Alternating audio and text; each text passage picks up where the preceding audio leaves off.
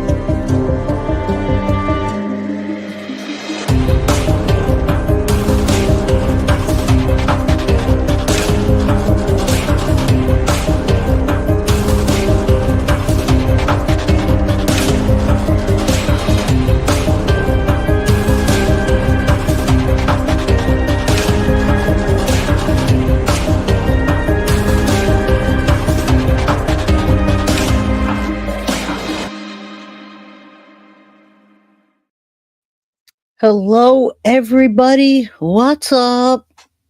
I am Jay with Guilty of Crime, and we're back. Come on in, guys. Today is a crazy day. Today is Justice for Madeline Soto. Hashtag arrest Jen Soto. Today feels like the end of an era. All right. Now, we know why we're here. We've been here since day one with me and the Guilty of Crime crew. Good to see everyone. As you come in, do me a favor, hit that like button, subscribe if you haven't, get a membership if you can. All right. Now, I'm not going to tell anybody, and hopefully nobody in chat tells anybody how to feel about this case and what's happened and the twists and the turns in the case. It's over, guys. It's over. Stephan Sterns pled guilty to the CSAM battery charges and no contest to the capital M case. Does it mean for Jen Soto? No, that's going to be a different chapter. That's going to be a completely different chapter in this case. So today we're here for justice for Madeline Soto. And boy, do I have a lot to say. I have Thomas Carris here in chat. And as soon as I go over quickly recapping what happened in the Madeline Soto case, so that if somebody does roll upon this and they forget that Maddie started out as a missing person, as did Sebastian Rogers. Now, we still haven't found Sebastian to this day, but Madeline Soto was found, not in the way that we want to. And Thomas Carris was a big part of this, and I'm so glad that he's here today. Everybody say hi to Thomas. I'm going to quickly recap this, and then I'm going to show you the flat tire and how Stephan Sterns was actually caught in the predicament of having a flat tire. Now, we took episode after episode after episode to get to what is happening today. But today it happened. We saw it. Tyler Wallace was there. Jen Soto was not anywhere in sight. It's a damn shame because that little girl that's right next to me there really needed her mom to be there to support her when she was alive and now in death. And she was nowhere to be found. So what does that mean for this case and the Madeline Soto case and Jen Soto? Well, we're going to talk about that as we go through here, and I'm able to comment on what I know, what I've read, what I've saw, and a little bit of what's happened behind the scenes. All right. I was very prepared for what's going to happen today. You guys know I have some inside information. I have since day one. And there was just some details that I didn't know was going to happen. That was very surprising. But what I was surprised most about was the outcome of today and how nothing was talked about Jen Soto. And I feel like justice for Maddie is served in the way that she will not have to be re-victimized. Yeah, I agree with the guilty plea. He should have been forced, but it's all going to be the same at the end of the day. And I'm going to give you the outcome, and then we're going to talk to Thomas, etc. All right, so real quick, Madeline Soto, the case started out in 2024. All right, what I say, the tragic case of Maddie Soto unfolded as the roles of Stephan Sterns and Jen Soto played a huge part. So even though Stephan Sterns is convicted, he's pled no contest to the capital M case, and seems that he proudly pled guilty to the SEX crimes and all of them. And then he talked about how joyous Maddie was to his everyday life. He told me on Saturday night before all this happened, he told me about how much he loved Maddie and how he was her favorite person on this planet and he was a bonus dad. Well, guess what, guys? Something's missing there. Something's missing there because this little girl was brutally raped and abused for years. And there's no kind of justice in that ever. And now she's gone. So never is that going to be justice for a little girl. I can never believe that a 5 or 6 year old little girl would ever say you're my favorite person when you're hurting them from the time they're little until the day they died. Nobody would say that. So do I have anger and grief and all the things mixed? Yes, I do. I've been covering this case not when she was missing. It started after she had already been gone. It was 2 days after she went missing that he was arrested, and all of this went down. I'm very conflicted today about all this, but the disappearance of Madeline Soto, Forever 13, started on February 26, 2024. It shocked Osceola County and Florida, and when it drew national attention. All right. It spiraled quickly, and a lot of things happened in a short period of time that ended in the circumstances today. Now, February 26th, Madeline was reported missing, failing to show up at Hunters Creek Middle School. Her mother, that we call a mother, Jennifer Soto, had gone to pick her up but couldn't find her, she says, initially claiming that Stephan Sterns' boyfriend took Maddie to school, and then she changed her mind a bunch of different times on what happened. She lied, she didn't lie, she lied, she stuck up for him, she called lawyers, she called his dad to get a lawyer, she called her ex to get a lawyer. All right, now surveillance shortly after showed footage of Stefan taking Maddie out of the house no longer alive.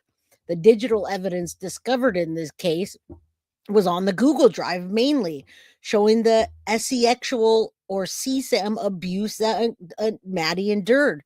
Now, he attempted to factory reset his phone, but the cloud backup preserved that to his detriment. But Jen Soto also pushed that narrative for Stefan to give that phone up and let them see it because she was confident that those things were deleted. All right. And yes, the nerve to call Maddie a joy is despicable, Thomas. And I have a lot to say about a lot of things that was said. It not only hurts my heart, but it angers me at those things. And I just don't know how to process it right now, but I'm sure I'll find words later on. All right. Now, the digital investigation was the key in this case of the 60 CSAM. Now, I have the documentation in this, so you guys know it's all real. It's all legit. And this case is over when it comes to Stephan Sterns. He signed it and dated it, and it's filed. That's it. We have those documents to show you. No contest, and then guilty of the 60 SA charges, which I say that I feel like he proudly said guilty too. Like he was proud of it, of that relationship that him and Maddie had. All right. And it's shocking that he broke up fights between Maddie and Jen that got physical. And he told me that himself. All right. Now, I can't get into all the details just yet of what I've talked to him about, what I've been told. I did talk to him about that Love Maddie poem. And he was very proud of that I Love Maddie poem that he wrote just a month later after Maddie and this whole case broke. All right. So there's a lot of things that I'm conflicted on, that I'm happy for, and today I believe Madeline Soto is, because she's no longer with us, she's resting in peace now, but we still want to see the justice of Jen Soto being arrested. And as Tyler Wallace stated in court, may jail bring Stefan the justice that Maddie deserves. We'll hear that today. We're going to hear all of it today. Nat, thank you so much for gifting the One Guilty of Crime membership. Yeah, no contest means Stephan Sterns was telling us that Jen Soto did it, but he'll never throw under the bus. And I don't know if that's necessarily true. He's talked a lot about Jen Soto, and there's a lot of little surprises in the documents that are going to come out when the FOIAs come. So just be prepared for that. Does it mean that Jen Soto is going to get arrested? I'm not a police officer. I couldn't tell you unless they've already started to file charges. All right. So that little girl's story started on February 26th when she went missing, and physical evidence, surveillance footage showed Stefan disposing of trash bags in the Kissimmee apartment dumpster. Maddie's backpack and school-issued laptop were recovered along with the crock, the other one in Jen Soto's room. March 1st, Madeline's body was found in a wooded area near St. Cloud because of the brave caller, Thomas Carris, saw something, said something, and made sure to do something and make the police take that report and follow up on the lead. All right. After 2 days of Maddie missing and being reported missing, Stephan Sterns faced 60 counts of CSAM related to the first degree capital M. July 25th, 2021, which is today, Stephan Sterns pleaded no contest to the capital M charge and guilty of the actual battery, avoiding the death penalty in exchange for life in prison without parole. Now, Jennifer's involvement remains controversial to all of us. I want to just add this up because I want you guys to see the man that I knew and I know Tyler Wallace to be, despite background checks that were happened and despite things that may have happened that transpired in the case where people say that he should have done more. I think that he did everything that he could have done in his power while she was alive. He told us in court that he was going to get Maddie to come live with him when she turned 13, and I believe that happened. So one parent was in that courtroom today, and he stood up along with Tatiana, who has been there the whole way through. She gave a speech at the vigil, and she was the only one in the family that did so. All right. Now, I think the no contest plea has to do with believing that her death was accidental, and I agree. I also think that Stefan is underhandedly letting us know that Jen Soto had something to do with this, but whatever deal that they had together, along with the battery and the assault that had been happening for years, I believe Jen Soto conspired with him and let him do so. And she told him that you need to go dump Maddie's body and get rid of it. This is what I believe. This is in my opinion. If Jen Soto's ever charged, Stephan Sterns will testify against her. I don't know that. I can't say that either way. I'm not sure. But listen, Jen Soto's involvement remains controversial. She admitted to allowing Maddie to sleep in bed with Sterns, claiming she trusted him and viewed him as a father figure. During police interviews, she also acknowledged that Sterns had been grooming and abusing her daughter, yet she previously defended him and made contradictory statements. Detectives noticed she appeared to have accepted the victimization of her daughter during all interviews. Despite the public outcry for us and everybody else, Jen Soto has not been charged in any connection to this case, and the Woody Allen statement that she made is one of the most controversial and probably always will be. All right. Now, this little girl deserves to rest in peace. Madeline Soto deserves to rest in peace and for her story to be told in the way that it happened. All right. So we haven't even got into what happened with the paperwork or any of that, which we're going to do. I'm going to talk about a little bit about going through all that. And then I'll have Thomas Carris talk about that, about what happened and how that happened. So let me just scroll through these, and then I will pull up what happened today so we can discuss. All right. I want to make sure you guys can see those pictures that come through so I can show you how much Stefan took away from everybody, especially her dad. Okay. Her dad, Tyler Wallace, deserved more time with his little girl. I cannot say that much for Jen Soto. All right. So today I'm feeling humbled. I'm feeling a lot. I'm feeling angry, humbled, sad, mad, a lot of different things, but today it's about Maddie. It's not about how I feel. It's about how you feel. You guys are what matters as well. But there's Yolanda. If Yolanda would have just said, I'm keeping Maddie that night when she begged Yolanda not to send her home. Had she not, now there's an appeal, Indy. I'm going to get to that. There absolutely is an appeal on the table. And we pray for Tyler and Tatiana. Had Yolanda let Maddie stay with her, it might be a different outcome. And JB, I agree. Jen Soto's an absolute disgrace to motherhood. She needs to be charged. The world will never forgive her. And I want you guys to know that. I'm a lot of things right now. I'm a lot of things. And but again, it's not about me.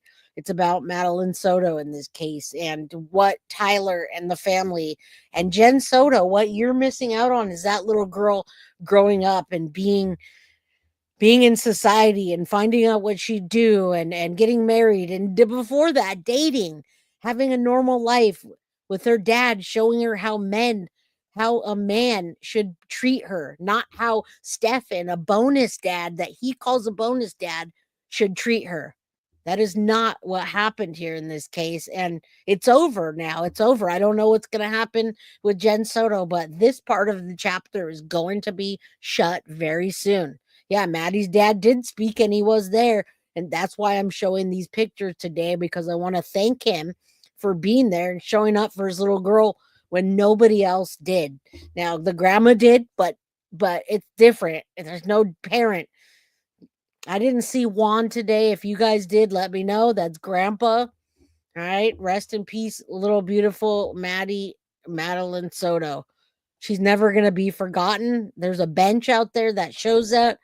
And her memorial or her vigil or where Stefan left her body will probably be just a memory sooner or later, with the way that things get overgrown and the locks get corroded. All right. So let's remember Maddie in the way that she was and let her rest in peace. Now, Yolanda is not an aunt. Yolanda is grandma.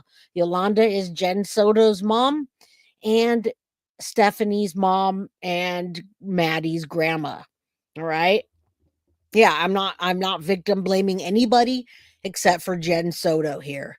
All right. And again, we're just getting started today with this episode. I just want to make sure that we honor Maddie in the way that she should be honored. All right. So may she rest in peace. That is her Forever 13. That is Tatiana and Tyler Wallace with her, loving her when she was a baby. Tatiana had a strong bond with her that only she can describe, and I hope one day that she speaks out. Tyler never gets to spend this time with his daughter again. All right, so that's that. And Stefan and Jen took that away from him and the world. All right, so I'm going to add that back. Again, we still have the documents to show you Jen Soto is not a victim. You guys are gonna, if you didn't see the statements today, be prepared for a tearjerker. All right, on a lot of levels. So let me bring up what Stefan did. Let me give you the outcome. I just want to make sure I properly honor the victim in this case, and the victim in this case is Maddie and Maddie alone. All right. So thank you guys. Please do help support the channel. Thank you for gifting one Guilty of Crime membership. Remember, guys, I know it's a sad day today, and hit the like button, subscribe, donate memberships if you can. It's July and it's birthday month. It's birthday month for the Leos and birthday month for the Cancer. So thank you, Nat. Again, let's get in here. We're going to get into what happened. We are going to be snarky as well, but we're going to talk about what happened today. And, all right, this is what happened. Stephan Sterns sentenced to life in prison without parole in the Madeline Soto case. He pled no contest to the capital M case, guilty proudly to the SEX crimes that he was charged with. All right, I'm not sure how long this is. I'll probably just play the whole thing through. All right, so Keith Karsten sentenced Stephan Sterns to life in prison. Let me clear this up for you guys. There's Tyler down there. All right, I want to clear this up for you guys. Stephan Sterns' parents were not there. Stephan Sterns' parents were in the Zoom meeting with the other people that were on Zoom. They did not know all of this stuff was happening up until that point. It hit them by surprise as well. They had a lot of surprises today. And yeah, for Maddie, it's a sad day. Carol says, I'm angry and sad. And that's how I feel. I don't feel like Maddie didn't get justice. I feel like she doesn't have the complete and utter justice that she deserves. But we're going to talk about that today. I don't know. That's a good question. That's a good question.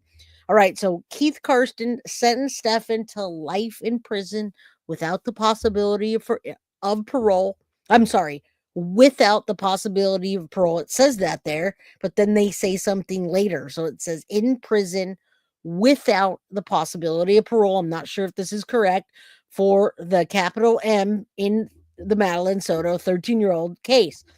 She's 13 years old forever. Sterns has also been sentenced to life in prison for 20 SCX offenses, including the CSAM and battery at first. He pled no contest to first degree and guilty proudly to the sex acts. All right. I feel like he was very proud. There's Tyler. We're going to play that later. Family and friends, including Soto's dad, Tyler, spoke through the ears while addressing the court. And prior to the official sentencing, he says, I can't grasp this selfishness of you, the deplorability of your actions. You're depraved. You're weak.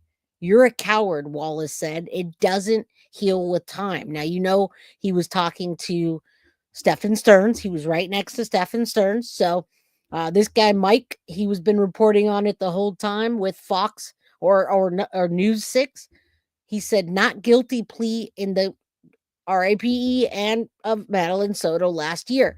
Remember, he pled not guilty, and today he changed his plea to guilty, and no contest. All right. Thank you so much, Foxy Amazon, for the 420 membership. And Idney Isham says, happy birthday at Jen. Thank you. Thank you. That supports the channel. I appreciate it so very much. That and the memberships help out a lot. Life with no possibility of parole. And you see how there's conflicting statements here, right, in the news. So that's what we're going to dig through today. Cat's Meow, thank you for the birthday. We'll call anything that you guys send in this month, we'll call the birthday memberships for the Leos and for the Cancers. Because if you donate a membership, then you're in a chance to win for anything that we give out. And thank you for being patient with me, Thomas. I will bring you up shortly. I just want people to know what it is that you did and who you are and what happened. All right. So Sterns made a statement, which to me was maddening, disgusting, upsetting. He made a statement and he shouldn't have been able to, in my opinion. He says, it's not fair. Madeline's not here. I prayed to God countless times to trade places with her and take me instead. She was truly a joy. I apologize for all the pain. I wish he would have said, I apologize for what I did to you, Maddie. I wish he would have said something like that. He still didn't own it. He previously pled not guilty to RAPing and MURDing, red rumming Madeline Soto, who's the daughter of Stern's former girlfriend, Jen Soto. While searching for the girl, investigators said they uncovered images on Stern's phone and the Google Drive that showed him graping the teen. And that is why we did not have a trial. In my opinion, he did not want to be sitting there while those images and videos were shown. I got to tell you that. You got to remember the girl that he was filming under the door also spoke today or had somebody speak. That was the roommate. Do you remember? He was filming her under the door. All right. So there's a lot to talk about today, guys. All right. So no possibility of parole. I've heard conflicting, but I hope not. He was expected to go on trial tomorrow, but with this plea hearing, he accepted it, no contest and guilty, and that's it. The plea deal was accepted. He was sentenced, and that was it. End of story. All right. So this talks about him being caught on surveillance, throwing items, and then ultimately dumping Maddie's body, which is much more than a body, I have to say. So I'm going to pull this up and then then I'll have Thomas call in. I just want you to see this. We're only going to watch a little bit of this so you can see the flat tire. Thomas is going to come on and then we're going to watch the rest of it after he tells us what he saw that day when Stefan had a flat tire and dumped Maddie's body. I want you guys to know what he saw on Stephan Sterns' face that day that was not there today.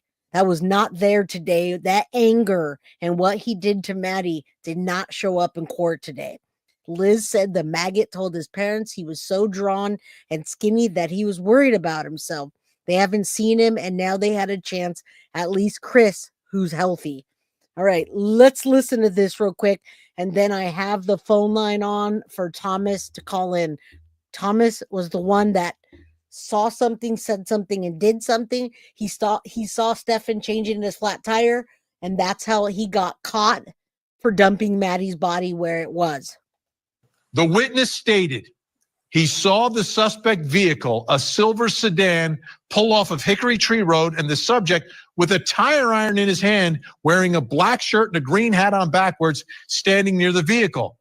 The witness made eye contact with the subject. He stated he was not exactly sure at the time, but it was around 13-20 hours in the afternoon. We're going to watch all of it, guys. So, Tanya, if you're asking, was the Soto family there? Yes, they were. And you're going to see it all with me today. I just want you to see that part of this and capturing everything is right here. And I want to tell that story just in case we're going to be working for other families and other victims until we need to come back to this case. All right. So this is Thomas. This is a witness. He's called it in, and they found Maddie's body 2 days after. It's an eyewitness seeing something and saying something because the media is reporting something. It's all about a missing child. But in this case, it was a murdered child. Court TV producer Cody Thomas joining us live tonight from the spot where Madeline Soto's body was discovered. We're just going to watch this for a minute. And then, Thomas, you have my cell phone number and you have my number to call in. So as soon as I show everybody where Maddie was laid to rest, which she wasn't, so to speak, then I'm going to pull you up. Then I'll have you call in. St. Cloud, Florida. Cody, great to see you tonight. We're returning to the scene. I want you to walk us around there so we really understand it in light of all the new information that we've received.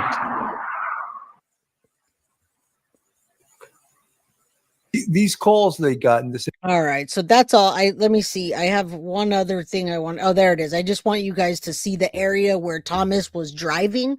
Thomas drove there, saw Stefan, called it in, they ignored him, and then he made them see it again. All right, arrest Jen Soto. Thomas, if you're here, you can start getting ready to call in. I'll answer the phone. I want to hear. I have not been able to talk to Thomas the whole time because he was going to be in court and they subpoenaed him. About where we're standing right now. You mentioned that eyewitness seeing Stephan Sterns carrying that tire iron. He was actually right here in this area, changing the tire on that silver Lincoln MKZ. Now, how do we know that that eyewitness was correct about seeing Stephan Sterns? Well, according to those court documents that we now have, he was caught on camera back at the dumpster at Venetian Bay, conveniently throwing away a spare tire in that dumpster. So we're going to walk across this road to show you a little bit more, but we're going to look both ways to stay safe. Coming across over here, and this is actually the remainder or the continuation of a memorial for Maddie. As you can see, they've left some lockets here. When we were here just a few months ago, back in March, when the story was still very fresh, it was a little more. All right, Thomas, if you want, you can call in. You guys do understand what happened in this case, and I've been waiting to hear from him. He just called in, and I totally missed it. Why did I miss it? Hold on. All right, let's see. I had it on. Let me refresh it. I just missed your call, sir. All right. Are you calling? Oh, I'm on the wrong one. My bad. Hold on. Let me switch it, guys. I have a lot on my phone today. All right. If you can call back, please. Pretty please. I was on the wrong dial-in number. So let's refresh this. All right. Thomas. All right.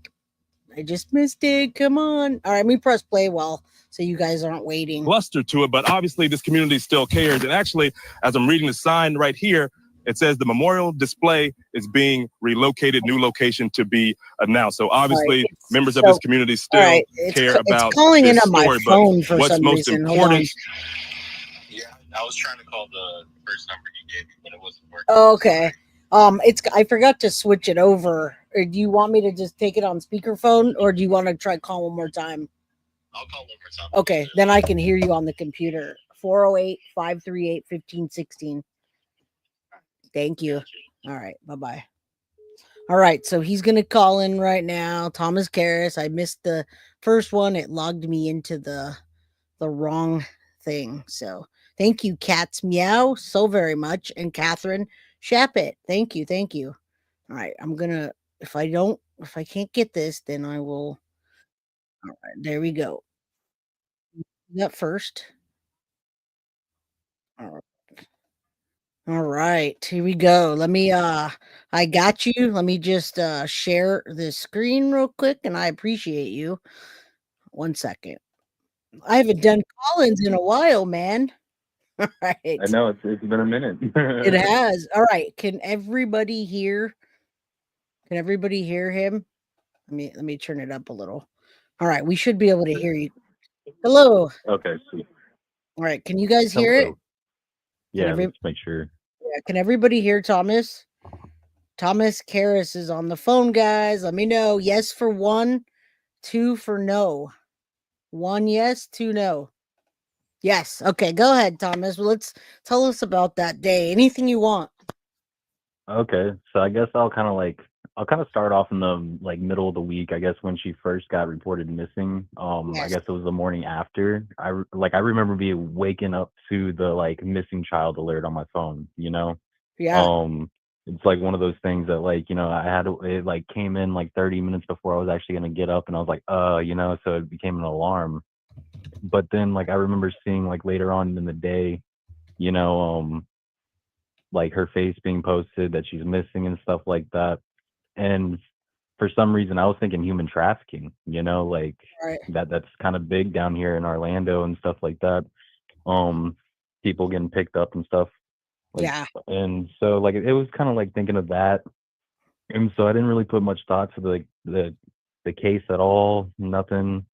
I remember seeing him on the news inside the white jumpsuit getting brought out, and I'm like, oh wow, oh, and it's not even for murdering her or anything like that. I was like, wow, that's crazy. And so I didn't even realize that I already had seen him when I saw him coming on the white jumpsuit. Right. So my day started off, I want to say it was a Friday. I had a landscaping business. So I was out in Harmony, which is at the end of Hickory Tree. So Maddie was found on Hickory Tree near the end of Hickory Tree. Right. So I was doing work in Harmony at the very end. And this is where I feel like the biggest part of divine intervention happened. Right. Was because there's a couple roundabouts in Harmony, right? Divine intervention. Go ahead. One roundabout will literally take you out of Harmony, take you right over to Hickory Tree, and right out. And I was about to take that roundabout and head out to another client that I had off of Alligator Lake Road, which is off of Hickory Tree also. And I was like, oh wait, I wanted to go to the store. So I quickly took the roundabout and went the opposite direction in Harmony, went to the store that's the Sunoco kind of across the street from Harmony, and got my lunch, got what I was getting for later after work. Right. And then I started heading my way down Hickory Tree, and when I turned on the Hickory Tree, I texted my client hey, I'm 15 minutes away, you know? Yeah. So that's how I was able to have the timeline so precise, was the fact that I was getting onto Hickory Tree, and I'm like, well, I was only 4 minutes away from that roundabout where I saw the guy with the tire. And that's crazy. Still crazy. I remember seeing the post on Facebook. Right. Then they gave the time frame, so I was able to trace it back through my text, the actual time. So I was like, I'm not crazy. I saw this guy. Yeah, But go ahead. I'm sorry. you didn't second guess yourself at all, which is good. Well, you might have, but you went ahead and you pushed it through. I mean, that Yeah, is divine intervention for sure. Go yeah. ahead. I mean, like my family didn't even really know about the case, so my dad was like, "Oh, that guy's probably already long gone. You can report it," but we didn't even know he was already locked up. Yeah. And so Damn. after trying to report it and stuff like that, that's when I started really deep diving into the case and stuff. Right. Well, but when you saw that though, you called it in and they didn't do anything initially, right? Or like, first of all, what did you Yeah. see? Did he have shades on, or did you see in his eyes like he looked a No, certain I saw way? in his eyes. Like I Okay. saw in his eyes. Like it was because I had so the road, it's a 2-lane road and it's already kind of narrow if you're just with a vehicle, but I had a truck with a trailer. Right. And so I'm already taking the road slower than the normal speed limit just because I don't want my trailer to pop off into one of the holes and everything like that. My ex-fiance, her dad actually died on the turn that Maddie was found just a little bit up Right. years prior. The road is deadly. Yeah, Um that's not somewhere where somebody would stop. That's another thing I've heard. yeah, like I like in my head when I came around the turn and I saw the car on the opposite side of the road going towards Harmony. He was kind of pulled over into what it looked like that gravel driveway, with the gate. Yeah, yeah. Those And people that own the so yeah, property. so Yeah. I'm over here like that's kind of convenient. Like, I'm over here like that's kind of convenient place to like, break down. You got a little spot that's actually because everywhere else is ditch, it's tall Right. grass, ditch, and I'm like, that's a convenient spot. So like I had my window down because I also when I'm landscaping, I don't like having the AC full blast. Right. Could put you in the shock going hot to cold really quick. So I had the windows down and I had my driver window down. So I'm already going kind of slow while passing him. And he's like kneeling down by the back tire with the tire iron in his hand. And he just looks over at me. And, Right. we make eye contact and I nodded at him. And I was thinking about pulling over to offer him help, Damn. but then I was like, well, I Yeah. saw the spare tire was already on the car. He Right. just had the tire iron. And I was like, well, he's got it. The man's got it. I wonder and I just, wonder what and just kept point driving. I wonder what point he was at when you saw him. Like we all speculate what he did. Did he get freaked out because you met contact with him and Maddie was still in the trunk at that point?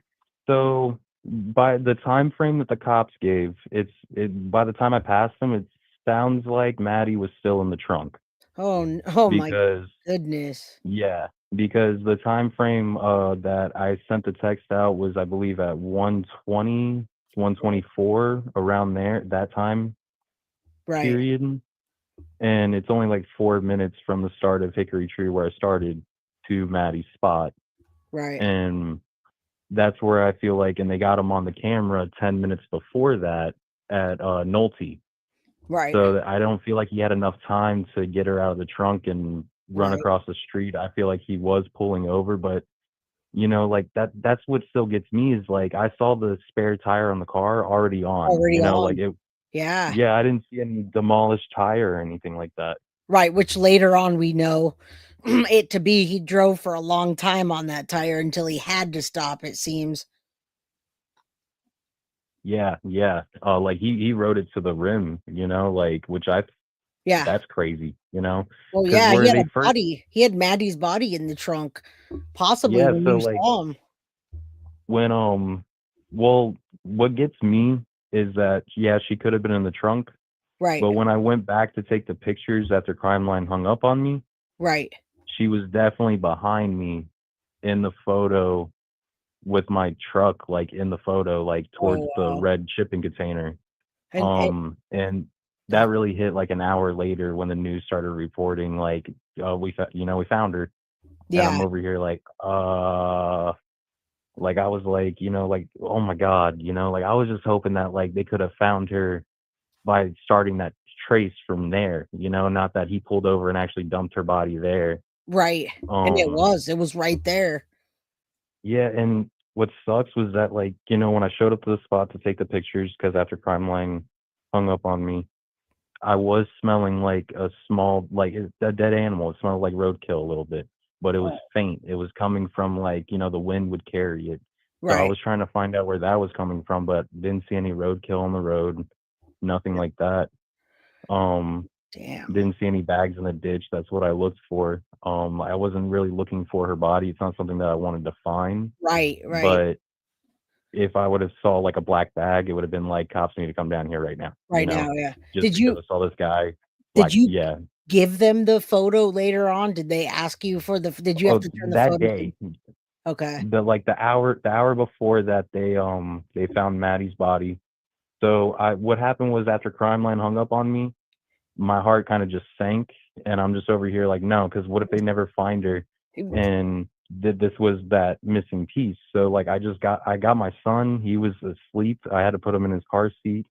I went and picked up a friend at the time, and I was like, I just need someone with me because like this is not something you just go alone to. Right. And so I had him come with me, and we went down to the spot. I took the pictures where I saw Stephan Sterns' car, and then on my way back, at the light that they got his car the last time, the Nolte light and Hickory Tree, they were Right. starting their search there. There's like a little white house on the left-hand side in the woods that's like abandoned. They were starting their search there. Right. And I just pulled over. Like traffic was already going slow. I pulled over. They looked at me like I was insane, and I'm just over here flagging them down, telling them to come over here. And Yeah. a sergeant, he came up to my window, and I showed him the pictures of where I saw him, and I'm like, this is where I saw him. And then there's at the start of Hickory Tree, there's like a elementary school that was closed down because of budgeting reasons and stuff like that, but it's a brand new school. Right. But that was like their headquarters for like the start of the search. So he sent me down there to airdrop the pictures to a detective Donna something. And she turned around and she pulled up on her laptop. She's like, oh, so we searching around here? And I promise you, they were miles off their search, and they kept thinking that, oh, before the fire station on Hickory Tree, and Right. stuff like that. And I'm like, no, way after, near Harmony, like down here. Like I had to like point out. So that's where I was able to point out the longitude and latitude on her laptop because it gridded it all out. Right. Yeah, they definitely were. I mean, he told them that he went into a parking lot and this and this and that. I don't think he did any of that. He was just trying to, throw them off. He wasn't going to tell them where it was, obviously. Yeah, that they were trying to like, slowly get to him, like, oh, well, you're going down 192 for Right. what? You're going towards St. Cloud for what? Exactly. And He didn't make and he's just over here like, oh, I'm a nerd, Coliseum Comics. Right. Puff vapes. Went home, and I mean, it was just an unbelievable story. All the stuff he said, and they had the tracker already, and they were interviewing when Jen Soto was in the room and Stefan was in another when they called and said they had found Maddie. Yeah. Like So, I don't know if I saw that, like, them like being told that they found Maddie. yeah, it was right after the interviews, only because I remember what time it was. It was like 4:30 in Oh the yeah, it was afternoon. after it was Yeah. after that one where that detective came down hard on her, like Yeah. Yeah. and she just crumbled. Yeah. I wish they would have persisted a lot more, but that's what I think they that's got what they wanted. They didn't want to drop the case. They didn't want to drop the ball like how they did with Casey Anthony. right. This was a Yeah. way to give the family justice, give the public justice. This outcome was the Right. way to do that. Now, I Right. think it was despicable letting him talk and even being able to like have remarks on Maddie. I think was despicable because even he pled guilty to just abusing her. Like not even like the no contest, but let's just think about pled guilty to Right. the sexual abuse, and now he gets to make remarks on her, and I'm over here like that's no. Like when he called her a joy, like all I know. could think was that narcissistic like tendency to be like almost like proud of what he did, That's what like I was gonna say. I feel like he proudly said guilty to the abuse. And then the other part was like, I'm no murderer, Like, why yeah, would you think and it's like there's more to that, you Oh, know, as there's if he's more still to trying it. to insinuate that Maddie like killed herself, you know, like that he just found her, that you know she was Yeah, just taken from him, you know, and it's yeah, like absolutely, because absolutely. that's also something that I don't understand in his head, that he's over here, oh, she was taken from me, you I know, don't it's like, and he dude. something's missing, I'll tell you that right now. I know they were looking at his TBI stuff, and I feel like that's an excuse. Yeah, either way, you have the decision to stop at year 1. He didn't stop at year 1, year 2, year 3, year 4, year 5, year 6, and No, now he made it a pattern. and Maddie's a joy. And I mean, what he said to me also the night before he pled this was he's very proud of himself and the position that he had in Maddie's life. He said that she was his favorite person ever, and vice versa. I mean, I'm like, wait, what? But he never Yeah, alluded totally to delusional. it's very delusional. How could a little girl like giving a blowjob to a grown man for phone screen time or any of the stuff that That's transpired what I'm after? saying. It was like you're trying to quid pro quo a kid. You It, know, like you're literally trying to like give this kid what, a childhood just so that way you can get your sexual gratification. well, he called And that's himself a just bonus dad. He said they called him a bonus dad, and he still alludes to that fact. But how could you be when you've been RAPIing this little girl for years? I I'm over here like, see, he now he says that he never experienced sexual abuse growing up or anything like that, but like if that's how he sees a father figure, you yeah, know, yeah, like it makes me question. I'm not saying his parents did anything, you know, that's right, a horrible thing to right. ever accuse somebody of. But I'm saying, like, how can one have that in their head? Like, that's what a father figure does. I just can't. I mean, it's gonna all more things are gonna come out later, and I believe that he did think that. Look at that letter, the I love Maddie letter that was found in his book. How Oh yeah, I same remember when thing. everyone was trying to speculate that, like, oh, it was Jen that wrote it, and I remember reading it, going, no, this was No, him. This he's was proud. him. He's proud of it. I'll tell you that. He's proud of that letter. He wrote it a month in, and what he said today was what the letter said essentially. She was a joy. I loved her. I'd have given my life for her. He's still sticking to that narrative. Nauseous, like that makes me nauseous. Like I Like, said, I'm yeah. sorry. Oh my I god. know. I know. Me too. I don't know how to I don't know where to put that feeling I have about that, you know? And I Neither do wonder I, dude. I got off. I work at a steakhouse. I got off. I clocked out. I changed my shirt from my like uniform, and then changed my hat.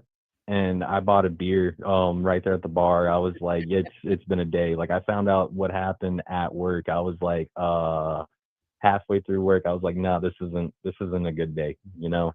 yeah, I hear you. I feel like we're more upset by any of this than he is or even Jen. He just, you know, No, he's proud of what he did. that's Jen what is more like, oh my god, I got away with it. You I know. I feel like he's always going to stick to that. Maddie was my favorite person. I was hers. We loved each other. That's what I'm getting. That's what I'm gathering from him. 100% he's sticking to that. Gee, Definitely. I feel like there's gonna be prison justice though. yeah. Um, Hell, Well, even my dad said that he was like, if he gets put in general population, even if it's in a higher level um facility or even a block that houses like people like that, they don't take too well to people that not only murder children but yeah. rape Yeah. them. Yeah, that's a huge I mean, that's huge. That was like over half of her life. Nobody will see it that way that what he did and the years that coincided with it as a bonus dad or that you were her favorite person. Now, you do have to give it to the defense, though. They gave him the best defense that, like the public defenders or even I feel like money could buy, from the evidence that was stacked against him. They gave him as much time away like possible before actually having to go to trial. And then when they had to go to trial, that's when it's like, okay, let's do the deal now. Now there's no way around it. We have to do the deal, or else all this is going to get out there and it's going to be even worse. That I'll agree with. I'll say that I think that there's a lot of heartache that we're not going to have to suffer talking about this stuff, reading this stuff, thinking about this Yeah, stuff. I'm glad that he doesn't get to see what he did again and like get any gratification off of that. I You know, that agree. was my biggest thing, was that he was gonna have to sit there and see all the photos, videos with the Right. jury. I'm like, that's a no-no, you know, Right. like no. And he looked over, And he got he got a lot of the evidence, I'll tell you what, because he was talking about seeing the toxicology, seeing the autopsy. He was the one that told his mom that Maddie wasn't pregnant. That's how I got that again. First I heard it from supposed family, and then Stefan told his mom she wasn't pregnant. And that's when yeah. Deb told me she wasn't pregnant. So I don't think that we're gonna have a surprise later on. I think she wasn't pregnant. No, I mean, Yeah, even all right, so like the only way that in the state of Florida they could charge him for also killing the unborn baby is if right, the baby was at a certain term limit, you know? right. So if she was fairly newly pregnant, it could I have been don't one of those things that just washed under the rug. But like right. I don't personally believe either that she was pregnant.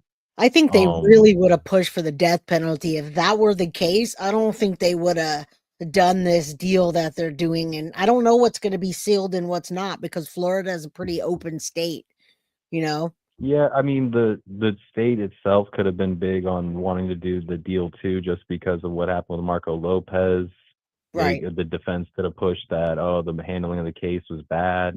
right. um you know, like all that, it could have been a downward spiral. So they didn't want to drop, the state didn't want to drop the ball, just like how they did with Casey Anthony. They're I like, we agree. got, you know, Colonel Mustard in the kitchen with the candlestick, you know. That I agree. And we're going to watch that today, you guys. So those of you who are here, there's 500 people in here. Thank you, Thomas, for coming and telling us what No you problem. know, what you saw, what you did. Now I want to go ahead and watch No the problem. Thanks for if having you me have, on. yeah, if you have anything else, but I want to just say thank you. And from the entire crime crew, we're also going to send you something really cool. Foxy, I think Foxy's way of showing love is by giving gifts. So I'll keep you posted. I appreciate it, but you guys already sent a gift box. It's okay. Is Like, it? you Yeah, know, well, you can I tell really that to appreciate it Foxy. You though. can tell Foxy that she'll do what she wants with that, but I appreciate you for letting me know, and maybe we can, maybe something later will come out and I can have you back, whatever's going on. Well, I'll be on Sounds this good. case. Sounds I'll good. be on it till forever until it's done.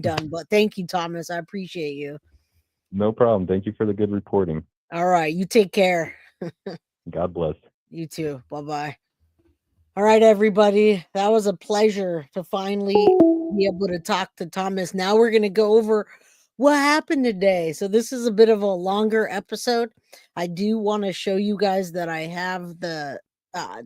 Hold on. Let me stop sharing this. Let me just show you that these documents are signed, sealed, and will be delivered sooner or later. I'll tell you that much. All right. So that you guys know. And yeah, say thank you to everybody that was here. We're not even done yet. There's 492 people in chat, and we still have a lot of stuff to go over. Maddie has been a case that has consumed me through the whole time in a good way. It's changed me, it's consumed me, it's humbled me. Thank you, Synth, for the 20 guilty of crime memberships. Take a look. These are the documents that were in court today. Circuit Court, 9th Judicial, State of Florida versus Stephan Sterns. Signed, dated plea form. This is the plea form. Count 1, no contest. It says no lo contendere, but that's in Spanish. And then the capital M, first degree capital, signed, sealed, says life highlighted here. Prosecutor recommends AG life life without parole, CC, concurrent of 24 of 632, as noted in the addendum, death. I understand the total penalties to be death plus total maximum of, no, it doesn't say anything about the fines. Stephan Sterns signed here. All right. He signed SS. And then the plea understanding. I understand the plea of guilty admits that I committed the crime, and plea of And this is no contest, no lo contende, whatever you say. It says that I do not contest to the evidence against me. I understand the court accepts my plea. There will be no trial, and the court will impose the sentence based upon my plea. All right. SS, SS, SS, SS, NA, SS, SS, sign, driver's license, sign. This is it. Plea deal. All this time, July 21st, 2025. Signed by Stephan Sterns and Deputy Clerk. All right. There's a lot in here, and I will be happy to go over these. I'm just not going to read this right now because I want to get into what happened today, and I want to watch that with you guys. Yeah. Excuse Jay. She's multilingually. No sabo. I can read Spanish a little bit, and that's about it. But I do want to go over these documents in a more technical stream where we can answer questions if people don't understand still what happened or what's going on. We have the documents, we have the paperwork to show what happened, what's happening, what's been signed, what's not going to happen, and we still want Jen Soto to be arrested. So we're going to start here and we're going to watch this together. Thank you guys for being here. I'm so glad that Thomas Carris was here. Thank you guys. Hit that like button, subscribe, and gift either membership, super chat, super stickers. Let me know if you have a question as we're watching this. Please put QQQ or J when you want to say something. I'm going to stop for commentary. Let's watch this together. All right, we're going to watch Stefan walk in. I think this was one of the best feeds that they had where we can hear. And hopefully I got the right one here. I watched some of JLR where he showed people coming in the courthouse, but we do have Yolanda Zambrano and Tyler and Tatiana all in the stands. And there comes Stephan Sterns. All right, trigger warning. What I say, you just never know. And you guys have the right to feel any way you feel or how you think. It's understandable. This is a tough case, guys. This is a really tough case. Now, Minpin Jens, can you explain what he has pled guilty to? Yes, I just explained he's pled guilty to only the 60 SA charges. Now, I have the deed. Versus Stephan Michael Right. Sterns, 2024. All right, we're going to listen now, but I'll tell you what. Let me pause it real quick. All right, so this sound is way off. I thought we had better stream, guys. He didn't plead guilty to the capital M charge. He pled no contest, which means he's not admitting guilt, but he's not saying he didn't do it, but he's not saying he did. And then he pled to the SA or the SEX abuse. We're going to get into all that right now. And with the documentation, we'll do our best to explain it here. Why is this stream so low, guys? All right, hold on. Thank you. Tanya Turgan says Maddie would be proud of all the love she's getting. I hope so.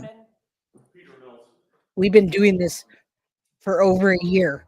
I really hope so, Tanya, and thank you so much. All right, we're going to try to listen to this one. If not, I'll pull up a different one, but we'll see.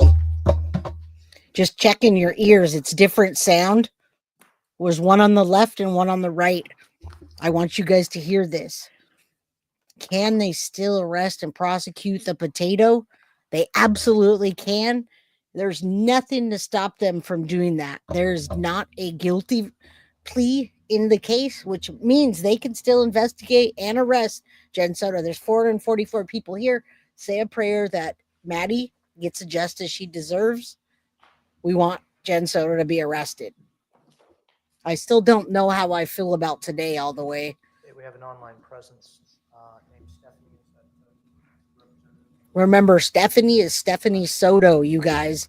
Stephanie Soto was where Jen Soto was staying. And I want to tell you, she was on the phone. Many people think that Jen Soto was in the background of that phone call. So when Stephanie called in, An online presence, Stephanie. Jen might have been there. And we're going to go over the impact statements. We're going to get out what we need to on Stephan Sterns. He didn't get to wear his suit. I don't think he was happy about that. His mom wasn't. I don't think anybody's really happy happy about what happened today. I feel relieved more than anything. Does anybody feel relieved a little bit? Hit a 1 if you feel relieved. Hit a 2 if you're just still angry. 1 if you feel relieved. 2 if you're just angry. Yeah, I agree. Lock her up, guys. Hit that like button. Subscribe. Get memberships. I'm going to give some memberships right now. I see a split mix here. There's a lot of 2s. A lot of 1s, a lot of 2s. It's pretty split. Yeah, but Jay, the D has no reason to go after Jen now. We may hate her. Exactly. I agree. But I'm only speaking on what I think, and what I think is they can go after her. Will they? Is the question. Potato laying up Has at received sister's 2 house. Plea forms, 1 for each of the cases. CF I agree. 93. Can you imagine Maddie, how she would feel? Her mom didn't show up to anything. Birthday, she showed up at the funeral, Smith, do you wish to walk me through the not the vigil. All right, we're walking through the terms of the agreement. He's entering a plea.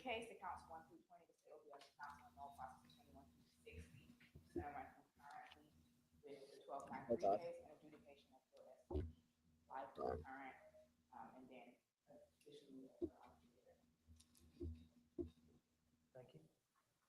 All right, so if someone just came in and asked that question, what did he plead to? What happened?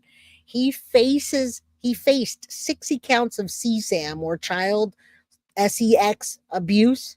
60 counts. He pled guilty to those. He pled guilty to the CSAM, to the abuse, to the sex charges, to the all of the graping. He pled guilty, and the first degree capital M, he pled no contest, which means he's not pleading guilty, but he's not pleading guilty. He did that to avoid the death penalty in exchange for life in prison without the possibility of parole, or what you guys might later hear as LWOP, life without the possibility of parole. And state as to the addendum. Life. It's life. Life, Ask and the life. folks that have joined us remotely to please mute their microphones. Yes, now that we know that, we can say so much more. I never knew that she was wanted to live with her dad. Don't you think that maybe they got in a fight that night? She said, I'm going to live with my dad. I'm 13.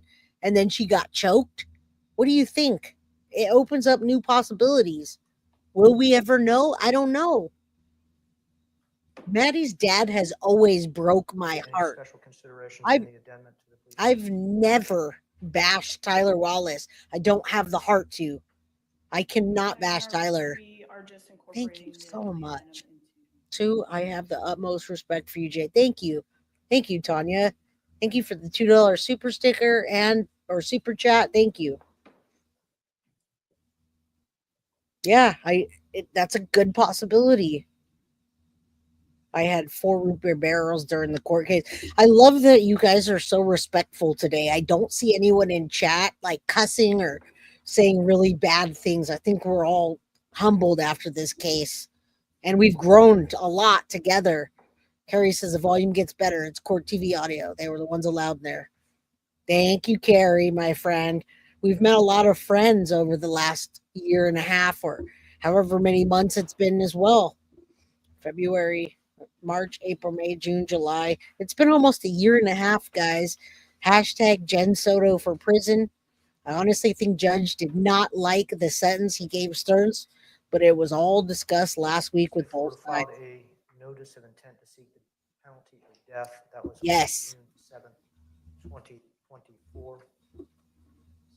Yes, her biological dad was there. Notice of intent to seek the penalty of death. Yep. It's over, guys. If Jen Soto doesn't get arrested, Should that announcement be made by the state of Florida, the proposed sentence would be the maximum sentence allowed by law.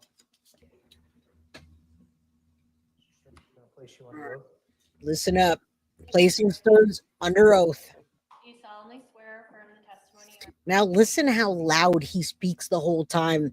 No, the parents were not there. No parents were ever there. And this plea, this double plea, took them by surprise. They were in a Zoom meeting. They're too far to go over there. They didn't even know about it. This weekend, Stefan was talking to them about it lightly. And then all of a sudden, bam, they gave him a Zoom link. They didn't make impact statements. They didn't even know. So no, they were not there. They were on a Zoom call.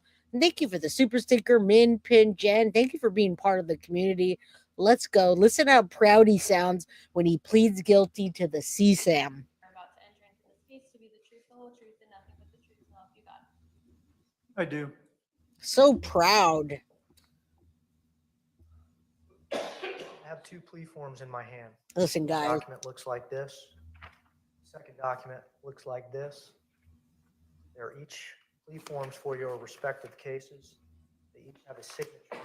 That signature is the same on both plea documents. That signature is next to my finger. Can you tell me if that is your signature?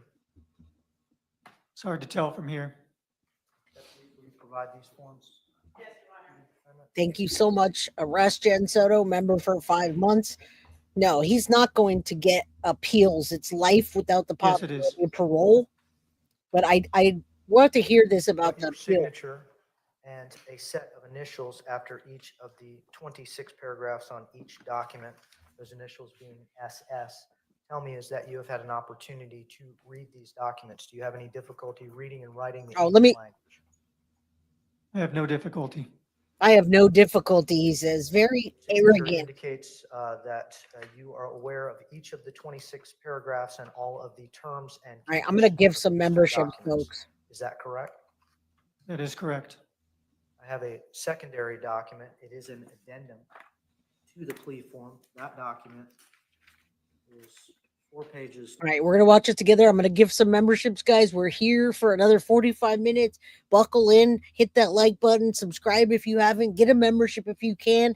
If you have the means to gift memberships or donate, it is the birthday month for Leos and Cancers. I am going to gift memberships now, and I want to thank you for being here and hanging with me. If you guys have questions, please ask. Hit QQQ or send a super chat or a super sticker. Let me know what you want to know, and I'll do my best here. Let me give some memberships. Somebody sent me a PayPal, and I'm going to gift memberships. They asked that I gift memberships for them. Long. It appears If to you're have the here, same let me know. initials on the bottom of each of the pages, as well as a signature at the conclusion of the case, along with your attorney. This is wild. Ms. Borden and Ms. Smith. I'm going to ask the deputies to please provide this document to you, and I'm going to ask you to verify that this is your signature.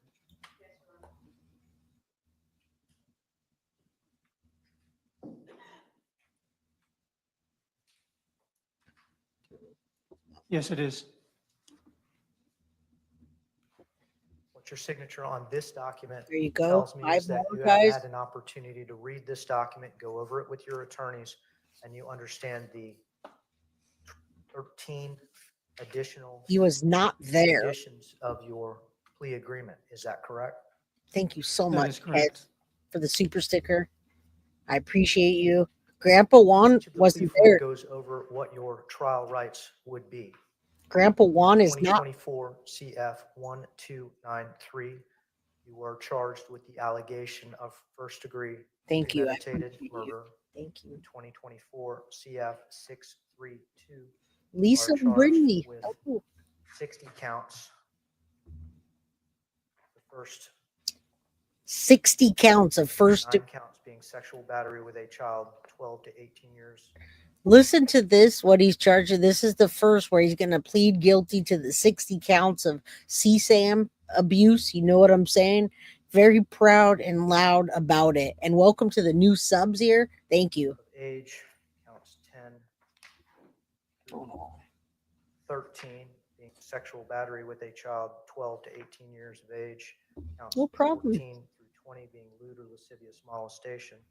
Counts 21 through 60 being unlawful possession of materials depicting sexual performance by a child. 10 or more 60. images. Your Honor, it counts 1 through Thank 8 you, are Teresa. sexual I battery on a child Under under 12. 12. 1 through 8 are capital sexual battery on a child under 12. Unbelievable. The plea form contemplates 2024 CF 1293, one count of murder, first degree, capital offense. Plea form 124 CF 6. I feel like potato, potato, tomato, tomato, no contest. When somebody pleads no contest, it's a coward's way of getting out of it. And I think that all of this, the coward's way was taken to get out of it. Now, had he not pled no contest to the capital M charge, or he had to plea both, guys. If you don't know, he had to take a plea. Had he agreed to the 60 CSAM charges, that would have rolled over into his capital murder case, and that would have been an aggravating factor, which would have automatically put him on death row. I feel like it was completely strategic, and he doesn't want to face the death penalty like he said he did. All right, and thank you so much, Trastic. I appreciate you. All right, let's keep going. 3-2 contemplates counts 1 through 8, 9 through 13, 14 through 20. He's not going to be in general population. He won't make it. Right? Representation that the What do state you of know? Florida is withdrawing their notice of intention to seek the penalty of death upon acceptance. That was of a this plea. The tactic. maximum potential sentence on 24 CF 1293 would be life in prison without possibility of parole. Has the maximum sentence been explained to you? Yes, Your Honor. Yep. 24 CF 632. Nope. Nope. Counts You can't. 1 through 8, the maximum potential sentence would be a mandatory sentence of life in prison without possibility of parole. Listen, 9 through 13 and 14 through 20. how many lives does he have? First degree One. felony allegations with a maximum potential sentence of up to life in prison. You understand those maximum potential sentences on that case? Yes, Your Honor. Do you understand that you have a right to have a jury trial as to each of these allegations? All right, this part's very important, guys. Listen up. And hello, Beyond the Evidence, everybody. Beyond the Evidence is here. Go subscribe to her. Indy, maybe he's going to testify against her to no contest. It's really interesting, guys, because every time Deb talks about Jen Soto, he doesn't want to talk about Jen Soto. There's a few things he's talked about her where he says he needs to break up. He had to break up fights between Maddie and Jen, physical fights between Maddie and Jen. As Maddie was getting older, things were escalating, but he doesn't want to point the finger at her, which leaves me not understanding what happened to Maddie that night. Mrs. Lady J, thank you so much for the $20 super sticker. Jay, thank you for everything you've done for the case and Maddie's memory going. Hashtag arrest Jen Soto. I appreciate that. Emily Jane, never forget Madeline Sophia Soto, February 22nd, 2011 to March 1st, 2024. Forever 13, guys. Remember that. Thank you. At the jury trial, the state of Florida would have to prove those allegations against you beyond and to the exclusion of every reason. I don't know. At that trial, your attorneys would be with you. They are experienced, board-certified criminal Mhm. expert trial attorneys. They would be cross-examining witnesses, examining the evidence against you. You would have a right to present your own witnesses. That's what I was thinking, Kelvin. I've been saying that since we're halfway through this case. I absolutely think Jen Soto gave him full access to Maddie, and it was consensual that he could have Maddie in this dynamic that they have. But that's why she's had him dispose of Maddie. They had some kind of pact. I've always believed that, and I still do. He knows that he's doing LWAP with just the CSAM that he's not ever going to get out of. He knew it, and he does not want the death penalty, period. Not silent, just silent. Did want to jeopardize Maddie getting justice over me doing an interview. Absolutely, and I appreciate that. You have that integrity, And your own Thomas. If you had witnesses that did not want to come to court, you could have asked me to make them come to court with a subpoena. You could have spoke at your trial, or you could have exercised your right to remain silent and not spoken. That would have been your decision after you talked those decisions over with your attorneys, and your jury would have been instructed not to consider your decision to remain silent in any way in rendering the verdict. You would have That's had a right to have your interesting. trial recorded. and appeal any errors that occurred in the process. Do you understand you are giving up all of your trial rights if the No. court accepts this plea? They Because, can't. I will be imposing the sentence that you have agreed with the state of Florida to be imposed upon you, and we will not be having a trial on any of these matters. You understand those things? I understand. He fully understands, guys. Your Honor, just for record purposes. Love my Leos. Leo fact. 9 through 13 are first degree felonies punishable by life, as the court indicated. Count 14 through 20 are actually life felonies.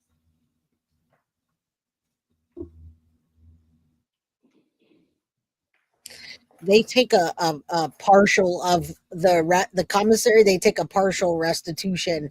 So I don't know what's going to happen with that. Mandatory of 25 years. Is life a required sentence, or would that be a punishable by life offense? It's a life, punishable by life offense. Yeah. I just wanted the record to be clear. This court indicated Okay. first degree felonies. So yeah, that will come out of commissary. So just so you guys know, I'm not in the state of Florida, but the way I understand commissary here is if his parents put $100 a month or whatever it is, I made it a nice round number. If they give him $100 a month, they're going to take a percentage out of that for the $11,000 court fees. So yes, they will take off the top of commissary every dime. The state takes 20% first. There you go. All right, let's keep going. Yeah. Prosecutor is Anthony Todd. That's a wild case that I'd love to cover here sometimes. I want to be in the mind of these people so I can understand what's happening. 14 through 20 are life felonies with 25-year minimum mandatories. Not yet, and I hope not at all. Plea form indicates that Yeah, right off the top. these are first degree felonies. These are actually either capital offenses or punishable by life offenses. Do you understand that? Yes, Your Honor. Oh, he's very clear about what he wants, isn't he? Is anyone forcing you or pressuring you into make the decision to resolve your case this way? No, Your Honor. Has anyone made you any other promises Yep, other they than do. what has been presented to you as the agreed upon sentence? No, Your Honor. He's very clear with what he wants to do. The parents did not show up because they were not told to show up. They were told about this at the 25th hour. They did not know that this was going to happen. It just unfolded fast. They got a Zoom. That's why they're not right down the street. Are you under the influence of any alcohol, drugs, or mental issues Yes. that cause you not to understand the decision that you are making? Yes. I am not. You understand if you are not a United States citizen, that entry of this plea would subject you to deportation proceedings. Yes. If you ever I really am convinced that in his mind, Stephan Sterns had a relationship with Maddie that was going to continue until Stephan said no. Now, Nath, I'm absolutely in touch with Deb and Chris. They've had a rough day today. They did not know that this was going to happen. Deb had already bought Stephan Sterns a suit to wear for the trial, which started tomorrow, and she was sideswiped. We were all sideswiped. All right. We're also going to do a merch giveaway. It will be a surprise on what you guys get. So make sure that you like, subscribe, and comment because we're going to be giving away something today that's going to be that you're going to love. All right. Nina Drew, good to see you, my friend. Thank you for the $1.99 super sticker. And yeah, the parents were definitely not in the know of what was happening. I was very surprised that I was able to hear a last statement from Stefan, so to speak. I was really surprised that I got a message from him on Saturday night or Saturday morning, like 2-3 in the morning. Stefan actually messaged me, and his narrative has continued to be the same. It's continued to be the same. Him and Maddie were thick as thieves. That's all he says. Can it be a tattoo? Not on here, it can't. That's a sore spot. All right, Mama Sage, thank you, Jay and Mods, for all you do. Let's keep going. or had been convicted of a sexually violent or a sexually motivated offense, entry of this plea would have subjected you to involuntary civil commitment at the conclusion of any incarcerative sentence. You understand that's the state of Florida law. Yes. Ms. Smith, do you have any competency concerns regarding Mr. Sterns' fitness Yeah. to accept this plea agreement? Ms. Borden? Yeah, Your Honor. exactly.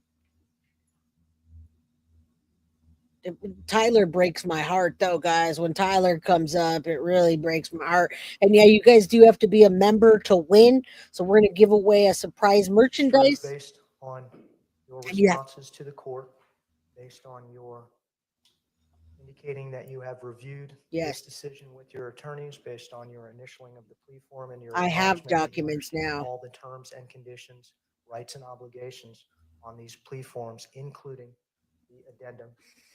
Now I gotta tell you, they did tell the families of the Sotos. They told Maddie's side to make their victim impact statements, but Stephan Sterns' parents are not considered victims in this case. So the dad's representative told JLR, and I have Florida friends still. I still have Florida friends that I talked to.